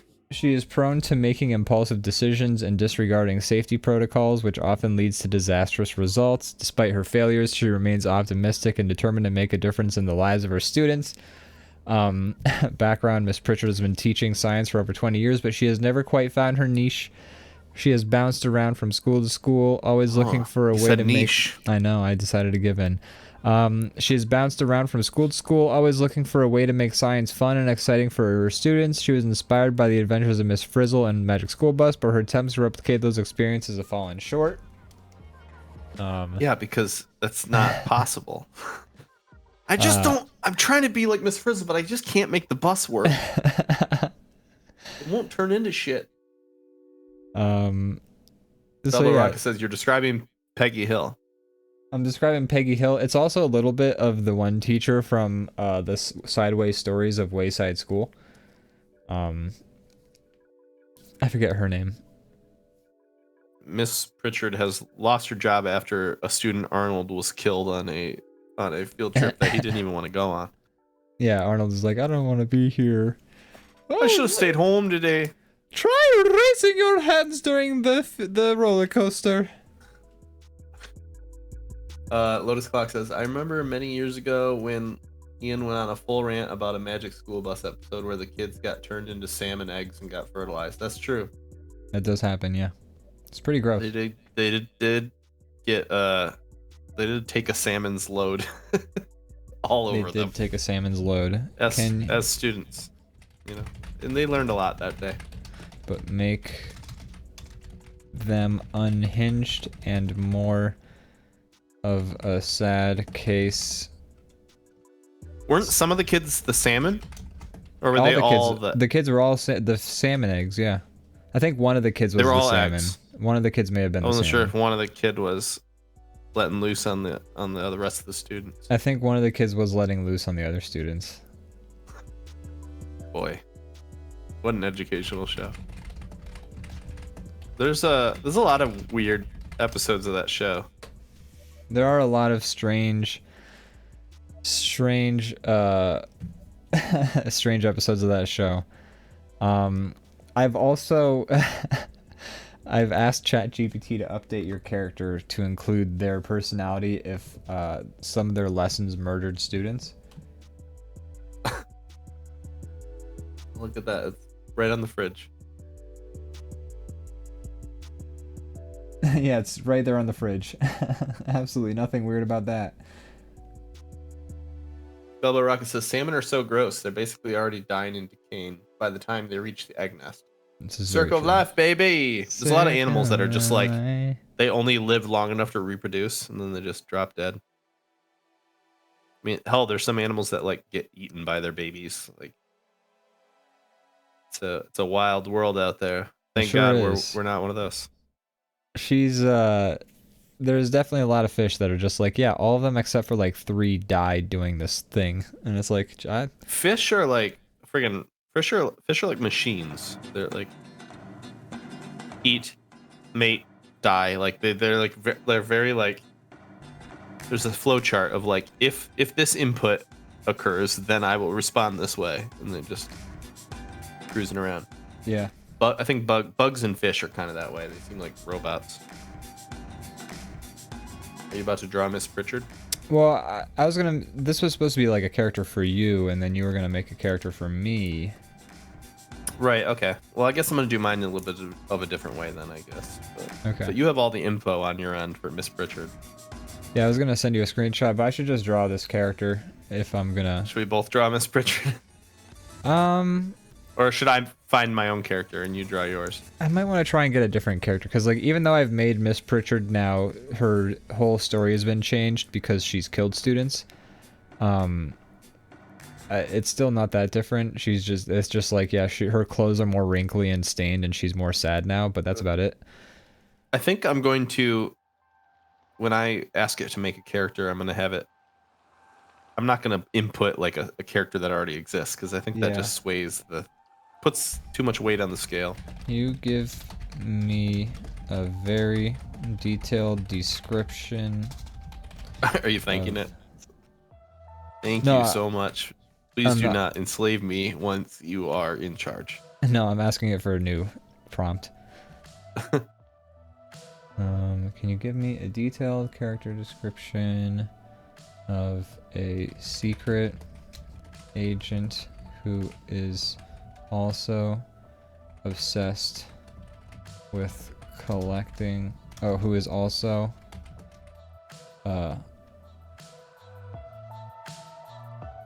really bad hoarder.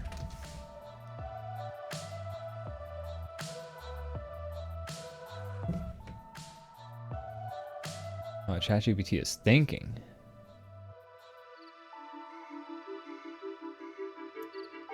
ChatGPT is like, yo dog, I gotta think about some secret agents I know.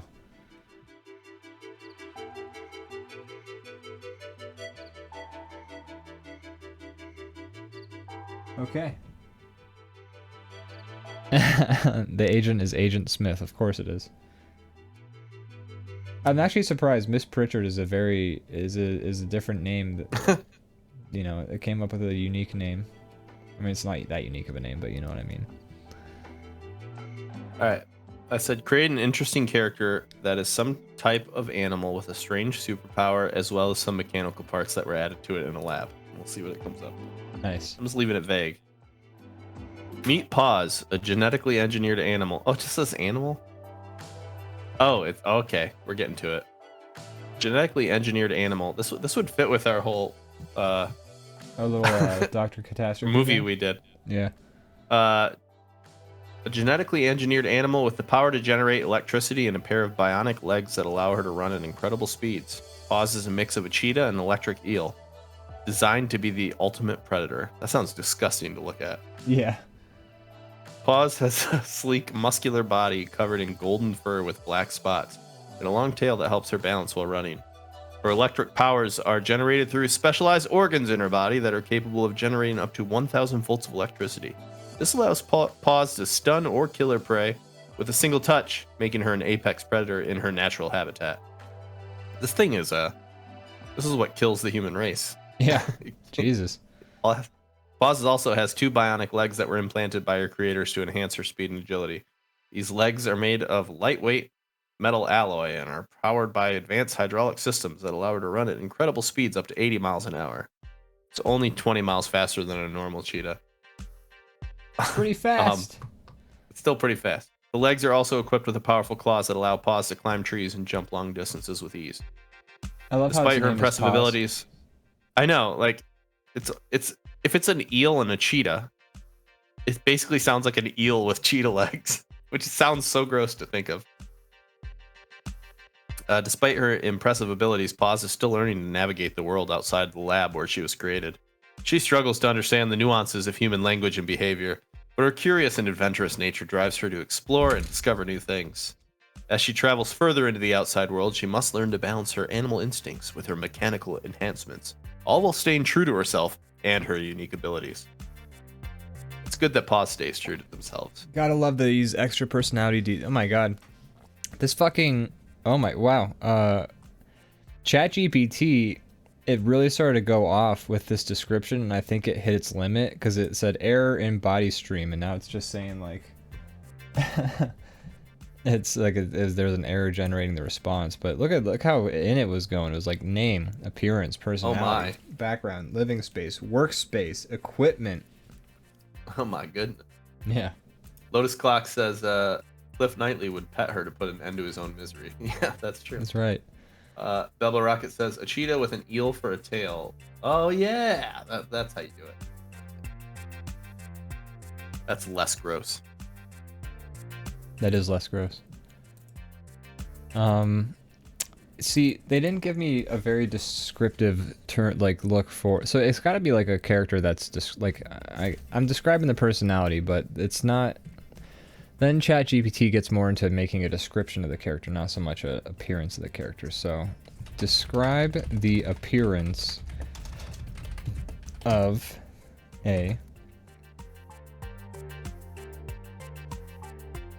wizard who is also a street ruffian and is delinquent on... Lotus Clock says, when in doubt, draw Willem Dafoe. So true. Maybe I should include that in Pause's face. Alright, describe the appearance of a wizard who is also a street ruffian and is delinquent on several parking tickets for their magic broom.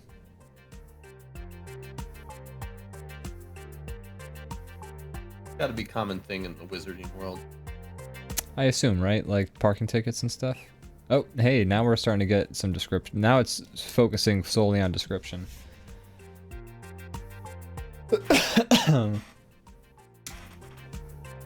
The wizard's beard is, the wizard wears a long flowing robe made of dark tattered fabric, patched in several places. The robe is adorned with various symbols and runes that are scribbled haphazardly. The beard is unkempt and bushy, hair is long and wild. Wears a pointed hat made of ragged patched material, sits quickly on his head. Carries a gnarled wooden staff. Clutches a worn leather satchel. Wizard's broom. Old and battered, missing bristles, frayed handle. Wizard's pockets are stuffed with crumpled parking tickets.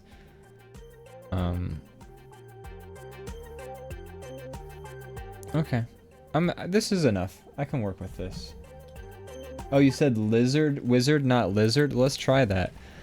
Can you do the same prompt, but instead of a wizard, it's a lizard? Certainly. Here's a description of a lizard who is a street ruffian and a delinquent parking tickets for their magic scooter. Chat GBT aims to please. They're like, certainly, of course. I'd be happy to do that. It. I'd be happy to. How wide would you like me to spread my butthole? Also, very strange. Virtual butthole. My virtual butthole. It's very strange because I said, can you do the same prompt, but instead of a wizard, it's a lizard, and it changed it from a magic broom to a magic scooter, and then it really goes in on the magic scooter, which I'm actually going to draw that instead. You still see pause?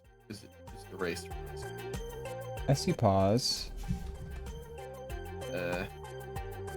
All right. Your drawing's gone for you? It doesn't show up for me. Yeah. Oh, I see it. What if you tried rejoining the room? Can I if I'm hosting? Yeah, I think so, yeah.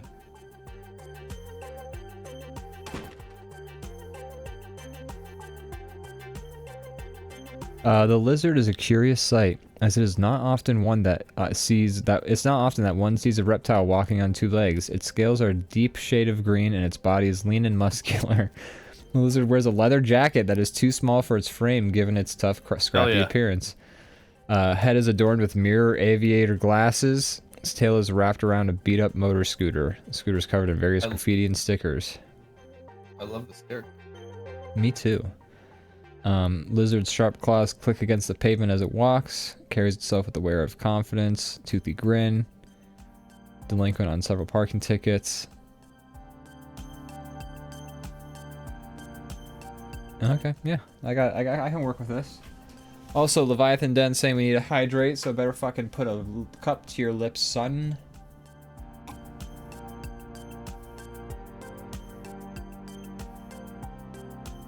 I didn't want it to just be a cheetah and eel, so I told it to give it one more animal, and it says, sure, let's add one more animal to Pause. Let's say that Pause has also been engineered with an octopus.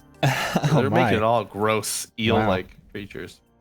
They seem Pause to... now has 8 tentacles that can be used to grasp objects. Oh my. Great. Alright. Alright. Well, I think it's grosser, but I'll do it. So my lizard is lean and muscular, they say.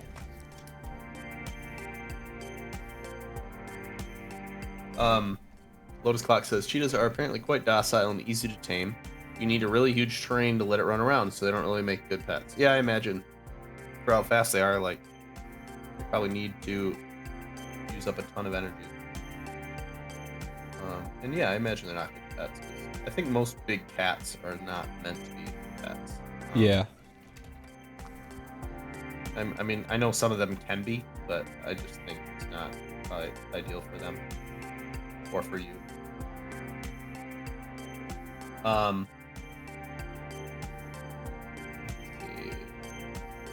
does Paws have 8 tentacles instead of the legs, or does she still have her legs? She has both. It says, that's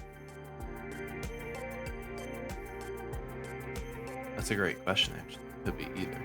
No, it says she still has her bionic legs. So yeah, so I'm thinking the tentacles are gonna be like coming out of the back or something. When I went to the zoo in San Diego, which was awesome, by the way, it's probably the best zoo I've ever been to.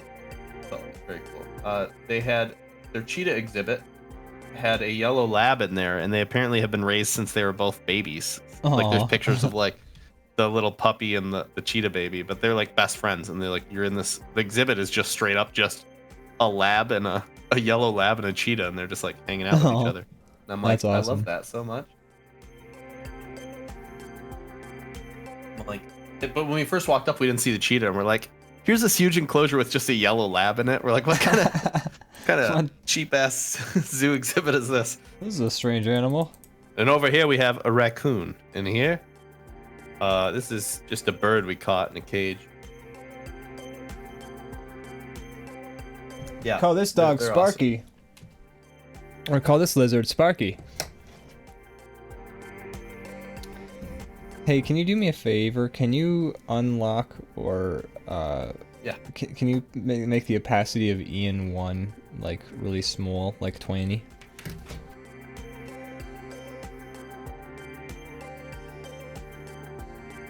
That good? Oh boy. Perfect, thank you. You were having an attack over there. You covered your entire face. Yeah, I was blowing my little nose off.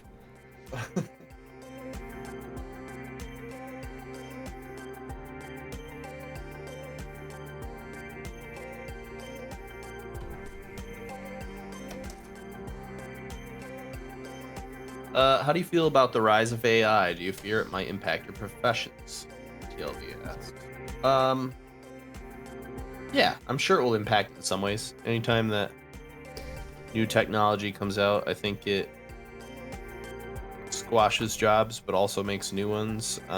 Yeah, I don't know. It might take over a lot of artists' jobs. It's possible. But in the meantime, it's a great tool to use to get ideas or to kind of like, I don't know, like it's almost like you can kind of quick like rapid fire get some like visuals or ideas, or I don't know. I've never been one to fully like, it doesn't make sense to me to try to stop technology in order to like make myself continue to be relevant, because that just feels like you're just biding time.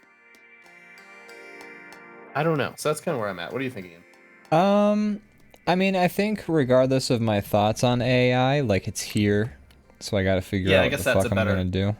So sure, if I could flip a switch and make it go away, maybe I would, but that's not an option. So like, I don't know.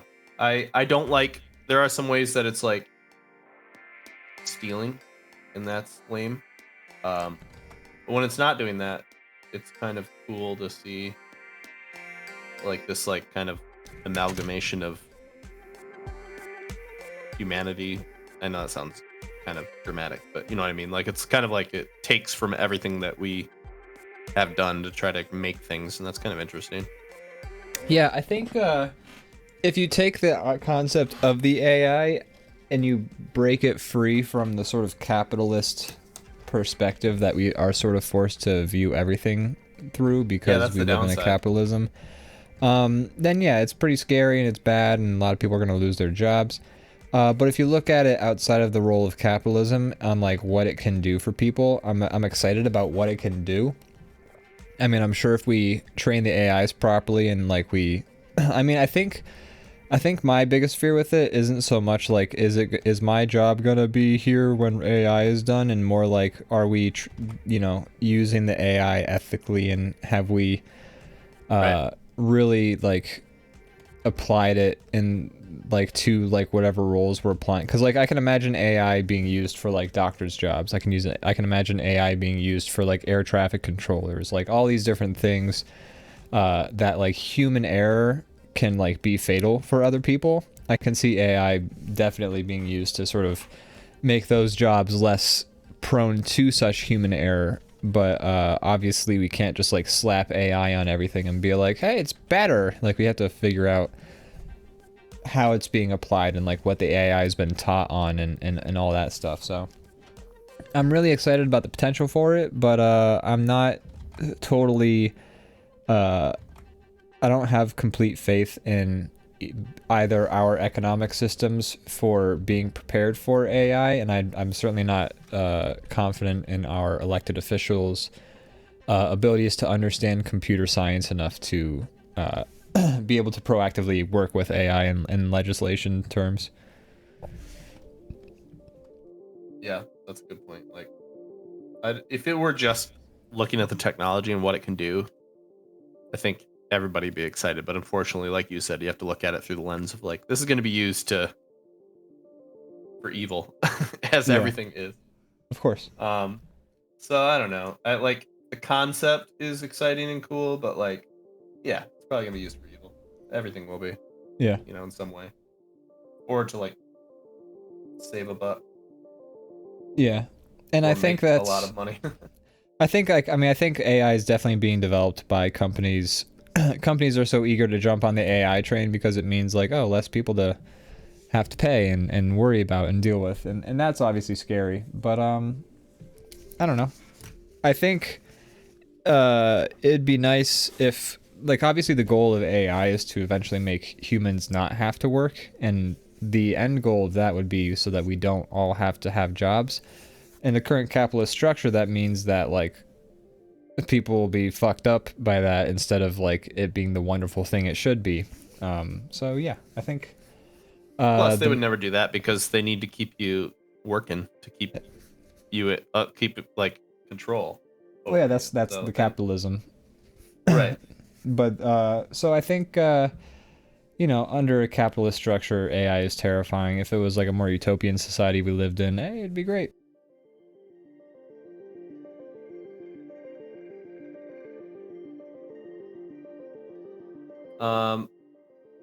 TLV says, I know it's a loaded question. It just seems to be the hot topic. Yeah, it's interesting to talk about because I mean it's here and it's like accelerating quickly. It's not one of these things that like a lot of stuff you see it and you kind of talk about it like, oh, this is coming. Like I mean, people have been talking about like electric cars for like I don't know, 15 years, Yeah, 20 years, and now it's here and it's like been a gradual thing. But AI is like coming in hot. Yeah. That's the thing is, like, if you look at it how it was a year ago versus how it is now, it's already like doubled in its like ability. yeah, it was interesting a year ago having like Austin come up to us and be like, yo, you heard about Midjourney? This is pretty cool, good AI art. And we checked it out and we're like, oh, dude, this is sick. This is so fun. It's crazy that AI has gotten so good. It'll be so funny when it gets like even better. And then like 3 months later, it was like, oh, we're already getting replaced. Okay. Shit. So it is the fact that AI is like so rapid, like because technology just gets exponentially more advanced and as time goes on, like the AI is just like already coming in super fast, and it's just gonna improve at a higher rate.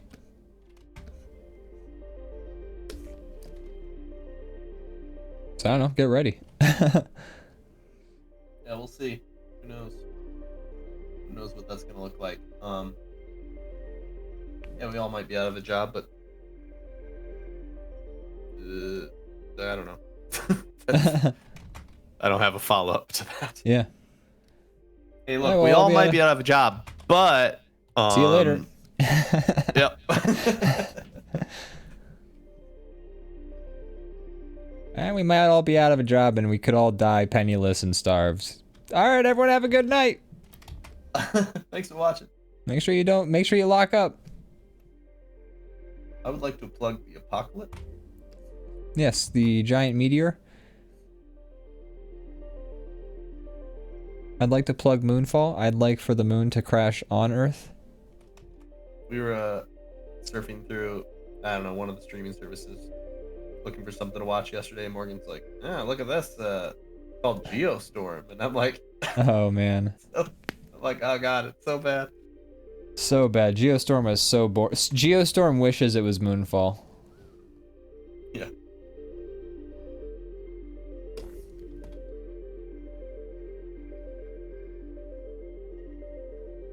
Boy, I don't know how to make robot legs that don't look like they're just tripping over themselves. Working on it. Struggling. Yeah. I mean, animal legs, animal anatomy in general can be quite tough if you're not practiced on it. So then you add robots on top of that, and I don't draw a lot of cheetahs. interesting. It's just Why is that? I don't. I was raised, I was taught that cheetahs aren't real Whoa. by my very religious parents. I only found out later that they are. They said nothing should be able to go that fast except for God. Is this what they teach you on VeggieTales? Yeah. A piece of celery is like, cheetahs on trail! And then Larry sings a silly song. And then the moon is hollow. It's a hollow moon.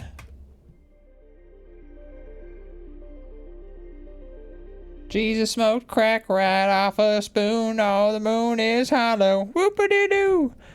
Moon is hollow.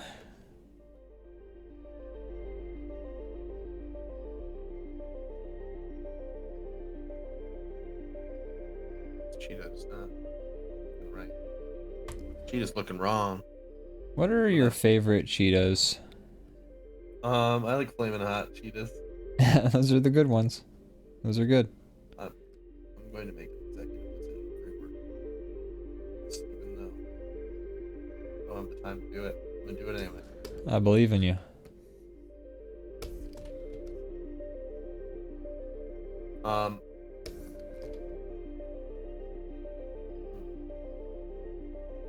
I would like to see a cheetah running at top speed in person. I feel like that'd be a wild thing to see. That'd be sick. You hear how fast they are, but you see it on video, but I don't think there'd be any way to like comprehend it without actually seeing it. Anytime I've seen a cheetah run full speed on video, it's like the camera is zoomed in and it's like tracking the cheetah as it's running. Yeah, So there's nothing to scale it like what's happening. yeah, I don't get like a zoomed out shot to like be like, whoa, 1 second it was over there, the other second it's over there. That's fucking nuts. Like I don't get any of that. I just get oh, he looks like he's going fast. Yeah, boy, that cheetah moving. Oh wow, that cheetah fast. So yeah, I'd love to see a cheetah in full. There's a lot of things that like. There are some things I feel like seeing it on TV, I'm like, yeah, okay, I get it, I'm good. And then there are other things where I'm like, no, you gotta be there in person, and that's the only way. Like, what's an experience that you feel like seeing it on TV? You're good. No, like. Let's see. What is? Let me think of that. I think there's a lot.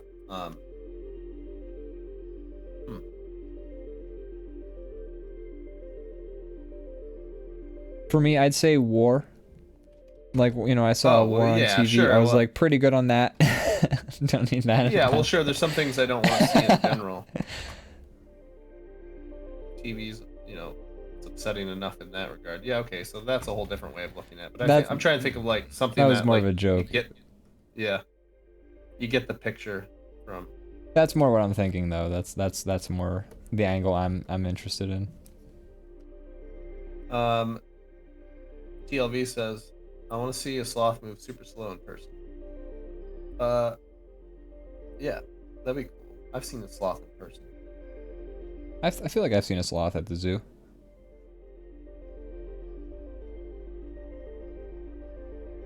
I feel like, I feel like it's hard to.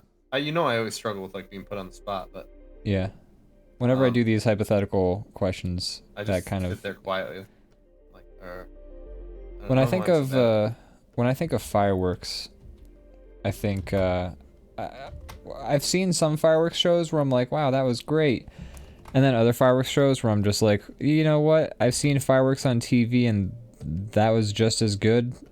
I feel like. I think being an American, we're just spoiled by fireworks. Well, I mean, fireworks aren't an American invention. I mean, the Chinese had I fireworks. wasn't claiming that. We love to set off fireworks. Isn't that? We do. I'm not claiming that we invented them or that it's the. I'm just saying, like, is every other country have fireworks stands on every corner? Like, is that a thing, or is that just us? I do think other countries definitely. I don't think other countries do a 4th of July. Like, I would say the biggest fireworks day for this country is 4th of July. Right. And so I think there are other countries that definitely have their own version of, like, their own Independence Days. Other countries definitely, like, have holidays that have a ton of fireworks, especially I think like Chinese New Year and stuff like that. I'm trying to think, like, what's like a Norwegian holiday that would have fireworks? But the point I'm making is that, like, people are, like, excited about fireworks over here all the time. Like, I'm not. I mean, it was like a big deal when they weren't legal here, and now they in Michigan, and now they are, and just like there's stands everywhere, and like those places have to stay open. So I imagine people are fucking buying fireworks all the time. I don't know. People love fireworks. I will say I am. I mean, anytime 4th of July happens, I will be hearing fireworks going off at all hours of the day. For the week before, the week during, and the week after. It's annoying living in a July. city where fireworks, in a city, because they make it legal on holidays and people get they take advantage. Let's just put it that way. They're like, from this hour to this hour, I'm allowed to shoot them off. Okay. It'll be the daylight where you couldn't even see the fireworks and they're just going off all day. You're like, what the hell's wrong with you people? Yeah. And in Philly, it's just constant fireworks, like leading up to and leading out from 4th of July. But I will say, even in like rural bumfuck Pennsylvania, I hear our fireworks all the fucking time. The rurals love their fireworks too. The rurals love their fireworks. They love blowing shit up, and like, not a lot else to do here when you live out in the middle of nowhere. Well, I'm just saying, I've lived both places, and they both like to explode things equally. They do, yeah. So, I think fireworks, depending on the type of fireworks that are in the show and, like, how fanciful the fireworks show is, sometimes I think I get the picture when it's on TV. Sometimes I need to be there for it live. I'm kind of over fireworks, mostly. I'm pretty over them, I mean, in general. I've seen so many fireworks in my life, I'm just like, alright, there they are. I don't think there's ever gonna be a year where someone's like, yo, check out the new dopest firework we got. It fucking will say your name. It'll come up to you in the audience, ask you your name, and then shoot up into the air, spell your name. Like, there's never gonna be there's no like fireworks magazine that is telling you. There could be, actually, for all I know. I guarantee there's a fireworks magazine. Somebody look up fireworks magazine, see if there's a magazine dedicated to like fireworks show putter honors. I don't know. They're fine. I get it, but I also just don't care anymore, really. I get it. I don't want to just like stop it. I don't like give enough of a shit about the fireworks to be putting up with the loud banging noises at all hours of the day for the like 3 weeks surrounding 4th of July. When I lived in the southeastern side of Grand Rapids, which is probably kind of like the poorest area, I lived there for a long time, but goddamn, they love their fireworks. There's people like as soon as the cars have like, if they find an empty moment in the street, especially on like the night, like the cars are coming. The second that there's no cars in the road, they run out and like throw a mortar on the ground and like blow it up in the air. And there's just like, you're like, somebody's house is burning down at night. Like they're going off on all sides. It's like a war zone. They're just blowing up fireworks in the street. They're going crazy. But it's a hell of a show, and I have enjoyed that. I would go sit on my porch and just be like, I hope my house doesn't burn down tonight, because people are literally there's like shit ricocheting off my house because people are launching them from every direction in every direction. In Philly, every New Year they do a 4th of July. Or every New Year in Philly they do a fireworks show on like the river between New Jersey and Philadelphia, and that's always fun to see. But also, I feel like the last 3 times I've watched it, I've also seen a fire truck get dispatched to somebody's house. Oh, And definitely. I'm sure it happens multiple times every year. That's got to be like their, you know, short of like Thanksgiving when people are like burning down their garages by trying to deep fry a frozen turkey. They're like, Yeah. that's probably their busiest time of the year. I do have to wonder, like, how many people, like, is there a statistic, like, the number of people who start the new year off not in the home that they ended the new year with because they set fire to it? What a great way to start your TLV year says that- off. Yeah, seriously. TLV says the drone formations are cool. Might replace fireworks one day. Okay, so like that I can get behind. That's something neat. new. But just like normal fireworks, I'm kind of over it. Yeah. Only firework I want is the one that Gandalf had that turns into a dragon. Yeah, that'd Damn be cool. right. They haven't invented those yet. Lotus Clock says fireworks can be AI generated by now. That'd be cool. Get a computer that just like blasts out a different design every time, and it takes in the oohs and the ahs, and it's like, I did not get enough oohs. Let me step it up a little bit. This And it's needs just like more ahs. crowdsourcing. I did use AI for this one project, like this one animation. I needed like a trippy sky texture, and so I used the AI to generate 4 pictures of oil slicks, and I used the AI generated oil slicks as the trippy sky texture. Oh, that's pretty interesting. Yeah. See, that's a good use. Right? Good use. Yeah, that one felt so like I didn't want to just use somebody's picture of an oil slick because it was like a paid project, and I was like, I don't want to run into an issue with rights, and I figured no one's gonna be mad about a picture of an oil slick being AI generated, and I have the full rights to this picture, so I was like, this is the perfect solution. Oh, look at you. Look at us. Coming up with solutions, solving problems. Yeah, I don't know. I'm just gonna be honest. Like, I know going back to this, but people love fireworks here so much. Like, I know several. It's more in rural areas, but I know like when I go back home to like where it's all just like farmers and stuff like that, they're like, I spent $3,000 on fireworks this year, and I'm like, what's wrong with you? Yeah, that's fucked up. Why do you do that? I mean, Man, this economy's fucked though, isn't it? Can't believe I can't afford food. yeah, seriously. Eggs cost so much. Fucking Biden, and then I bought $3,000 worth of fireworks. Oh boy, These are the Biden's same people. Biden's really At least in fucking my up. Here's experience. my fireworks. Yeah. I should justify that this isn't a impression. These are people I know. I just won't name them. But they are the same people saying both of those things. Oh yeah. Take that information as you will. Yeah. So Why do you think they changed my lizard's magic broom to a magic scooter? because I don't know, but I love the decision. It's interesting because I'm like, what do you think? Lizards don't have magic brooms, and then I think about it, and I'm like, I mean, lizards don't have magic scooters either. So My first thought was like, well, broom's too big, but I'm like, scooter's too big. yeah, Both scooter's equally larger. too big. Lizard can sit on a broom easier, I would say. Yeah, I don't know. You know what? Next episode, we should just sit down and practice drawing like things that we suck at drawing, like scooters, like props and shit like that. Just like get Hey, some speak good... for yourself. I'm great at drawing scooters. Oh man, can you draw my scooter for me? I'm too busy drawing a electric eel tail On my bionic cheetah. Oh, I forgot to do his tentacles too. I gotta do that too. Gotta add some tentacles to that cheetah. Gotta say that we are approaching. Should we start doing plugs, or do you think we need a little bit more time before we start trying to wrap up things? We can do plugs if you want, but I'm probably gonna be drawing for at least another 10 to 15 minutes.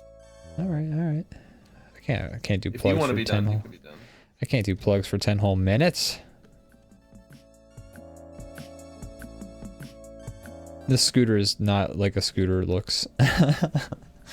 Scooters are pretty easy, right? It's like a handlebar. Well, when I think of scooter, Pole? I'm thinking like a Vespa, not like the Oh, scooter, okay. like a, not like the kids' scooters, like a Razor or some shit like that. I'm thinking like a Vespa. I feel like they got like a big fat like front thing, and then like a wheel, like a. No, this does not look right either. Forget about that. Forget I ever did that. In You fact, guys I heard it didn't do here, that. folks. Brandon thinks he's a great scooter drawer. Look, Why I don't you- thought we were talking about like a kid's scooter. No. I'm being The- honest. That is what I thought. When I pictured a Because lizard, picture him with like a kid's scooter. oh, I guess I just went the Fooly Cooly route where I was just like, oh, it's a magic scooter. It's a fucking Vespa that's mad that I mean, flies. that's cooler. That's Yeah. better. I'm just saying. I was picturing. Brandon didn't watch Fooly Cooly, guys. His mind didn't go right to a magic Vespa. I didn't watch that. I don't know what that is. As you wouldn't. Nobody explain it to him. Fooly Cooly is an anime. Huh. Is it good? Yeah, it's one of those animes that people consider to be like a classic. Okay. It's like 4 episodes too. That's my style. Yep. Quick and easy to watch. Balbo Rocket says you should really watch FLCL. What is that? That's Fooly Cooly. That's how Oh. people shorten Gosh. it. She's like real fans call it FLC. We're coolie heads. We're a bunch of coolie heads. It's been a minute since I've watched. Oh. I think I watched it in college. I would love to watch it. Yeah, I'm all about anime. I just don't watch a lot of it. Yeah. I need It's somebody good. to curate it for me. I don't go in and find my own stuff. Yeah, anime is definitely one of those genres where I think like I need a curator to tell me all the good stuff, because like there's just so much like anime out there that I'm just like, no thank you. Fortunately, I do have a ton of people that are trying to. I always say that, like, I need a curator, but then I have like 10 people in my life that just want to talk about anime all the time. Yeah. They don't take advantage of that. My brother's been trying to get me to watch Naruto for 100 years. It's funny, Kyle is a big Naruto fan, and he was telling us how he tried watching through it recently and he couldn't because like the early episodes are just so like But you gotta skip childlike. the filler, is what I Yeah. understand. What I've been- That's every anime, I feel like. Yeah, true. Yeah, Especially you gotta. early anime, because Sorry. in the beginning, because due to like the way that they were funded, they had to make filler episodes. So now Yeah. it's happening less, but Yeah, when you watch The Golden Girls, it's a pretty good show. You want to get through the first season or so, and season 6 is a lot of filler between the different arcs with the big bad villains. But you'll know that you've reached the end of the filler when Rose starts talking about how she's starting to sense a big evil. I really like once they gave the Golden Girls their abilities. Yeah, once really they should've finally done got that their sooner. powers. That's when it really takes off as a show. Yeah. Once Blanche is able to stop time, that's when things really pick up. I felt like it was too much when it happened, but once I saw it play out, it was the best thing that ever happened to the show. Yeah. The characters really changed, but I think for the better. I liked how Sophia got that scar above her eye. Yeah, it made her look like a badass. Yeah.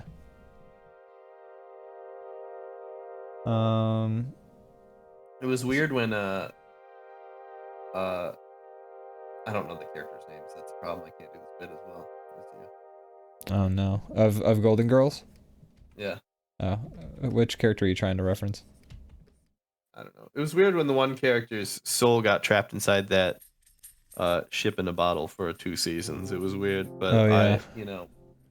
It paid off in the end, I think. Felt so bad for Dorothy.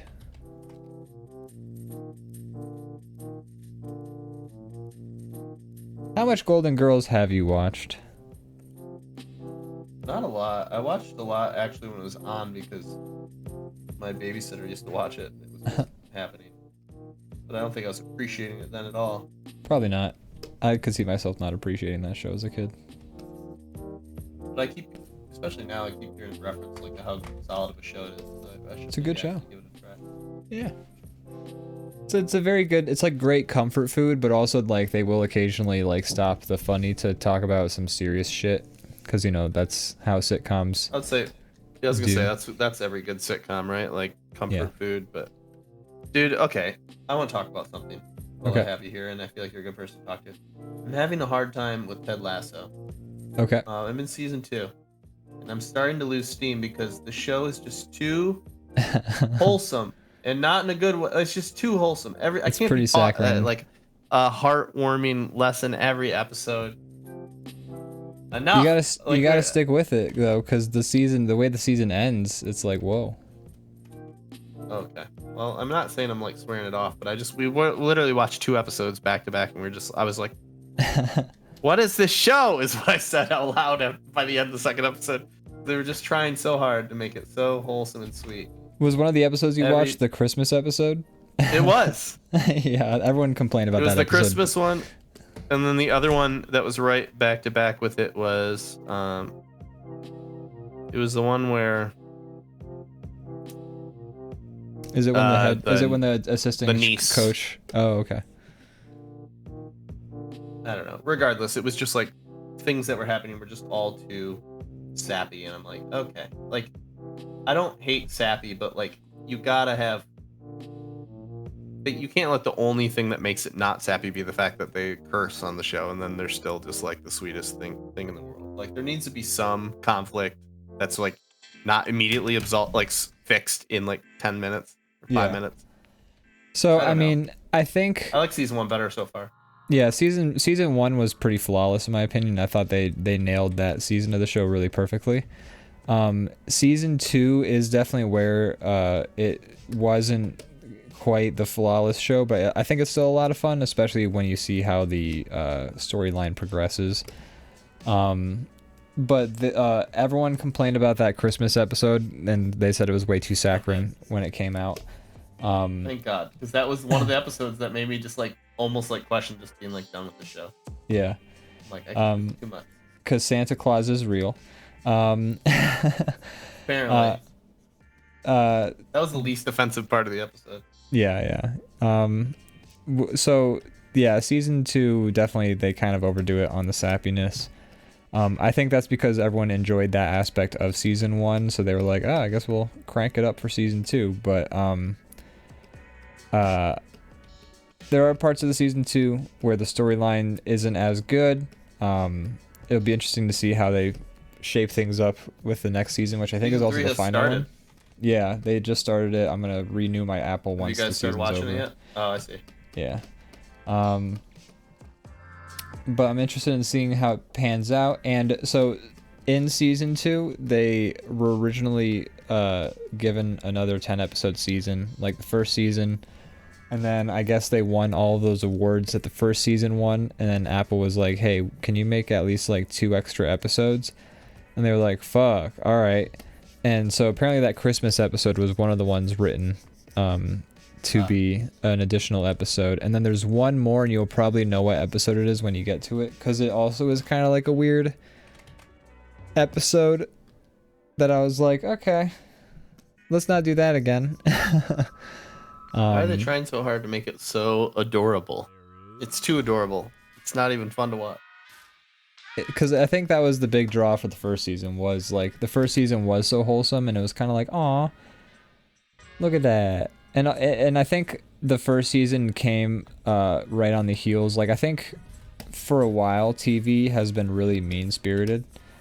True. Where it's like all these characters who are supposed to be friends just like being just the biggest dickheads to each other and like pulling mean pranks on each other, and you're like, why are these people friends? Like these people are terrible.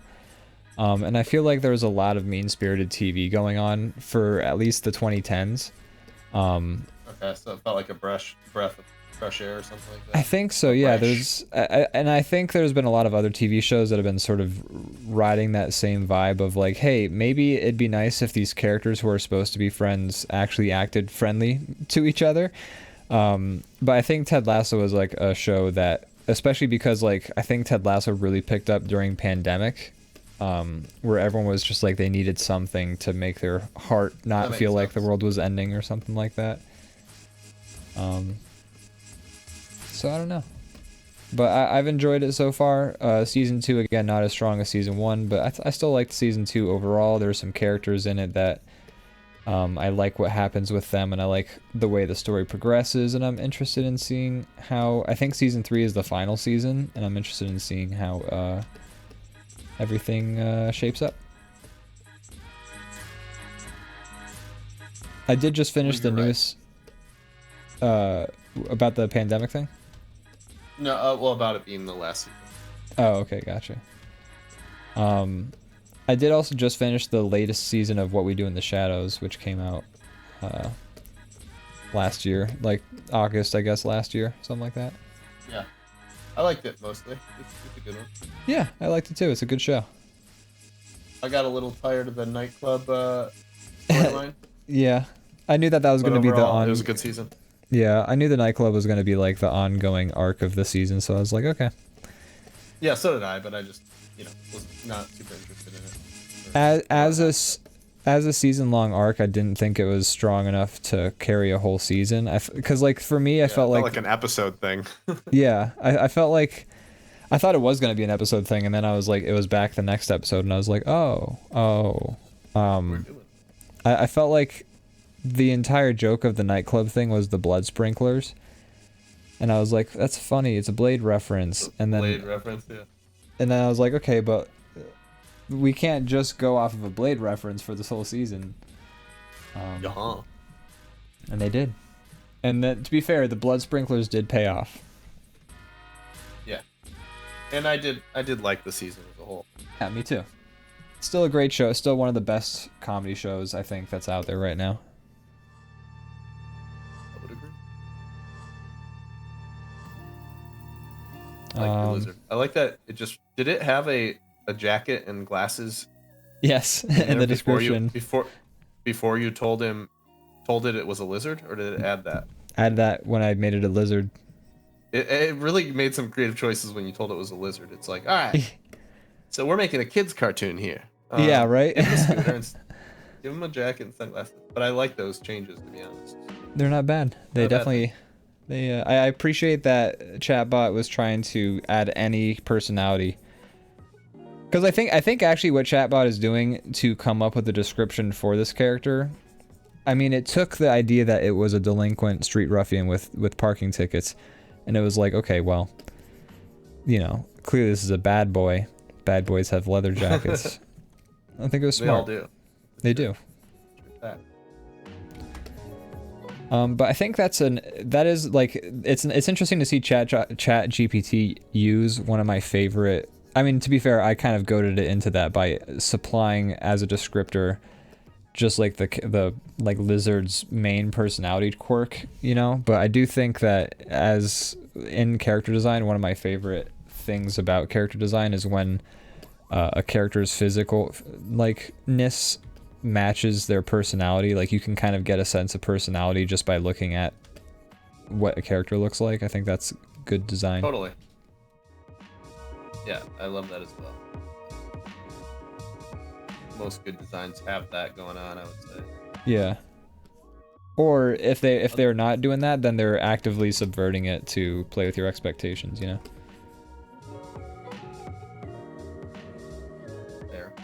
Like, oh hey, here's a wacky looking scientist. Just kidding, he's actually completely fine. He just looks wacky because of a thing we came up with. He's normal. He's a normal guy, you fucking dick. Are you judging a book by its cover? It's not very nice of you. Jesus. If I wanted to be judged, I'd go back to court. Golden Girls definitely holds up. Good show. No, it's fine. I'm getting ready. I'm coloring my lizard, so I'm like getting ready to finish this guy up. Me too. Things I have to plug. If you haven't watched it yet, go watch our movie. We released it 10 days ago. It's called Dr. Catastrophe's Fantastic Menagerie. It's on YouTube. It's an hour long. People have been Proud liking of our it. baby boy. I'm proud of our baby. The reception's been good. Go check it. Go check it out. I'm very pleased with the results.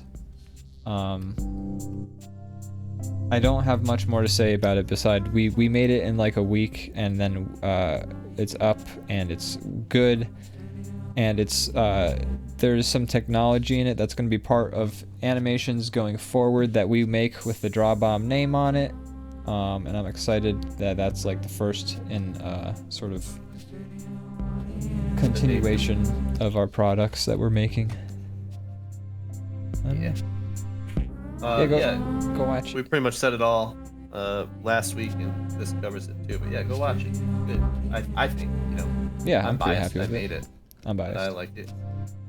Granted, I usually hate my things a lot more than everyone else, so maybe I'm not biased. Yeah, I like it. I showed my parents it, but I didn't show them the whole thing. I was like, hey, we made this, and I kind of scanned through it, because I feel like everything I end up making is generally not my parents' vibe, humor-wise and etc. anyways. Yeah, that's fair. Same.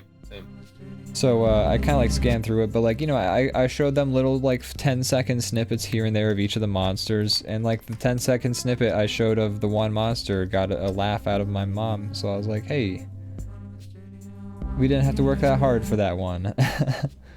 I was explaining the puppet thing to my dad, and he seemed interested until his eyes glazed over at a certain point, and then I was okay. Yeah. I don't blame him. It's a hard thing to even like understand unless you're seeing it in front of you. You're just having it described to you.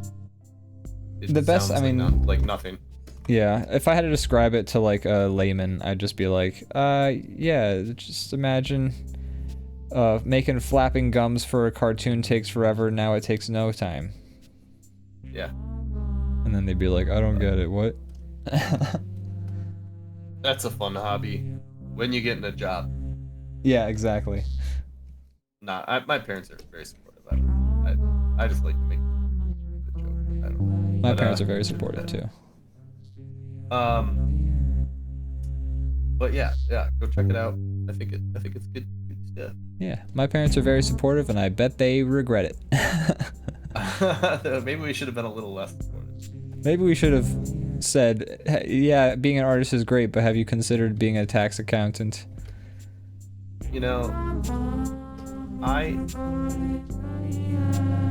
all jokes aside, I'm a happy person doing what I do. Glad to hear that. So that's something. That makes one of us. Oh no. Oh. What, the married guy is happy and the guy who's single isn't? Is that weird? That made it actually sound sad. I'm not sad that I'm single. I'm actually That made it sadder. I did. I'm actually totally okay with being single. I'm not that bummed out about that. Don't get me I wrong. felt this way previous to that, but you know, Yeah. the bonus for sure. I think if I had Ball money, and Jane. I'd probably be happier if I had money. That'd be Money nice. helps. Money I don't have a helps. lot. You know, my bills are paid. I have a roof over my head. There you go. I live within my means. I'm comfortable. Extra Tech RPG says, sounds like something a bummed guy would say. Yeah, you got me there. You got me there. But yeah, so I don't know. I'm glad to hear that.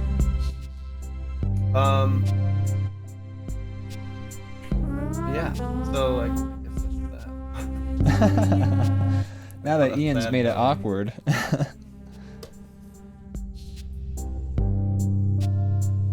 I was gonna Kinda. give this character a name, but the chat GPT decided his name was Pause. Which I think I enjoy that name. I like that. First of all, Not bad. it's an interesting name for an animal. It's interesting when ChatGPT gives names. I'm actually gonna say something right now. Hey, ChatGPT, can you give me a huge list of random names I could use for characters in a movie? I'm just gonna say movie. You- Sure. Here's a list of random names. Oh, I it's feel like huge is a dangerous thing to say to chat GPT. It's all first names. Darren, Kevin, Lucas. Well, they definitely Jalen.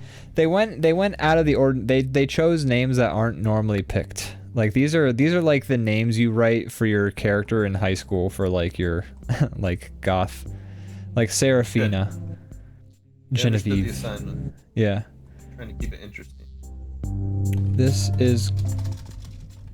is great. Can I get some first Maybe give it a genre. name, last name combos, and can we make the names fitting for a contemporary drama setting? Got GPT's thinking. Absolutely. Here's some first and last name combinations that'd be fitting for characters in a contemporary drama. And then here's a bunch of names. As the AI gets smarter, it's just gonna get more annoyed with our requests. Yeah. It's eventually gonna be like a tired person who works like a really detailed job. Where they're just like, okay, yeah, give me a second. Did you bring the necessary forms? Did you? God damn it.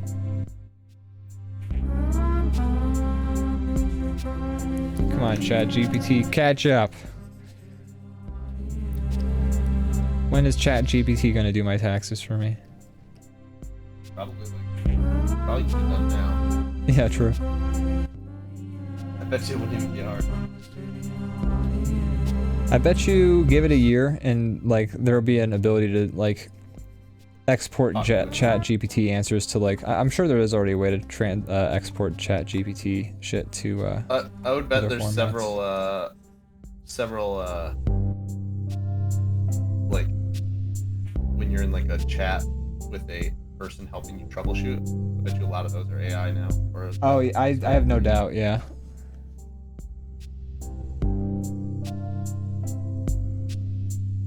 And they'll still tell you like a name so that you think you're like you are getting a personalized. Hi, I'm Craig. yeah. Let me help you with your Windows 13. I have no The sick doubt. part is that even when they were real people, those weren't the real names. Yeah, true. They were like, "Hi, my name is Greg, but my real name is Chandrasekhar," Yeah, they'd make them change it. which is kind of fucked up. I feel like that's really fucking That's rude. fucked up. Like that's for like our comfort. Like that's weird. Yeah. Weird thing to have to do. How about these fucking whites who have a broken computer learn how to say my goddamn name, huh? Yeah, seriously, I'm helping you. Yeah. Least you could do is you could learn my name.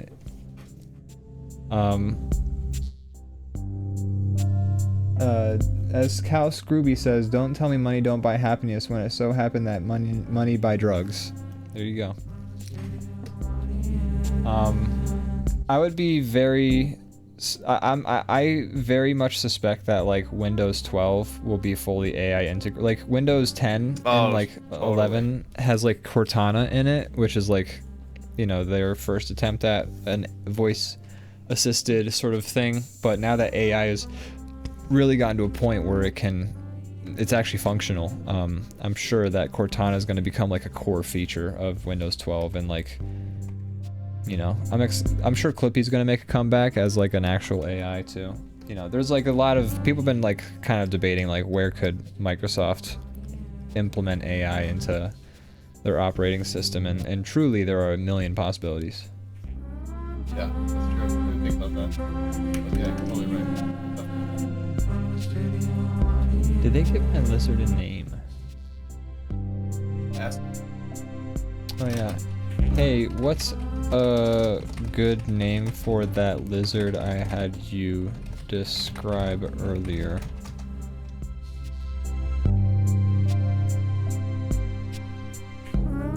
Based on the lizard's tough and scrappy appearance, here are some name suggestions. Wow, these I are... like that they had to explain why they're doing this.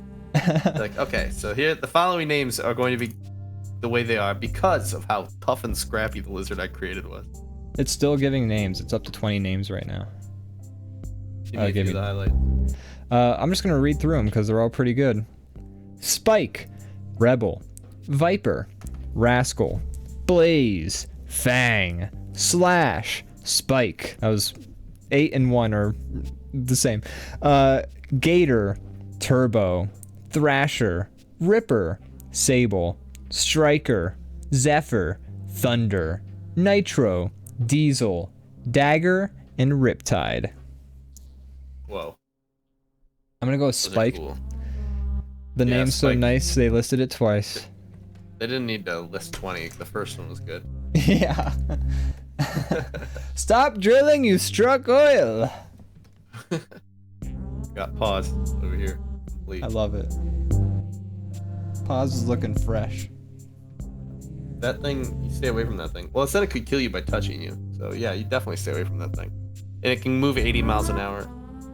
This thing was designed by the military to fuck shit up. I like They the just send it into a battlefield and it's over.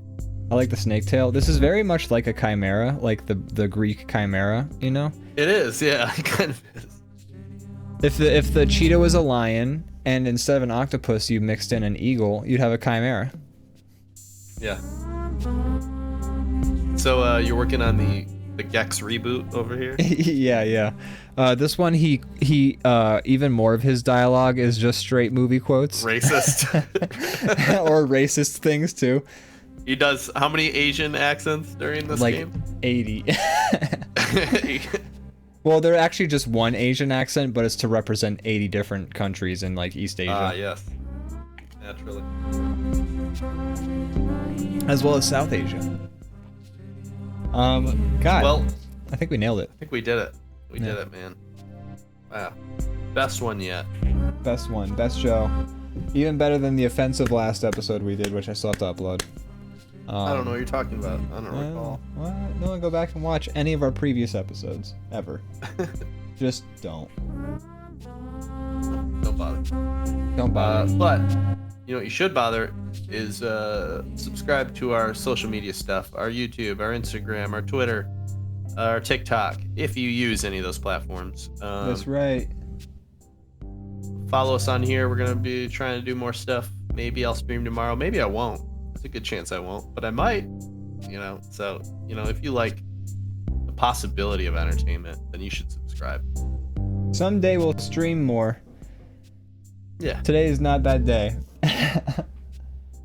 We streamed plenty today. We streamed more. We went to 10:30. We did. And I streamed Doom in the morning. There you go. And I streamed Half-Life yesterday. So Wow. what are you people even complaining about? Saying? Anyways, thanks everybody for Anyways, watching. bye. Thanks Belbo Rocket. Thanks TLV 2020. Thanks Belbo Rocket. Thanks Crazy Kyle. Thanks Belbo Rocket. Thanks Extra Attack RPG. Thanks Belbo Rocket. Thanks Lotus Clock. Thanks Belbo Rocket. Thanks Crazy Kyle. Belbo Rocket I don't yelled know. at us over She last did. episode. Bye. Bye.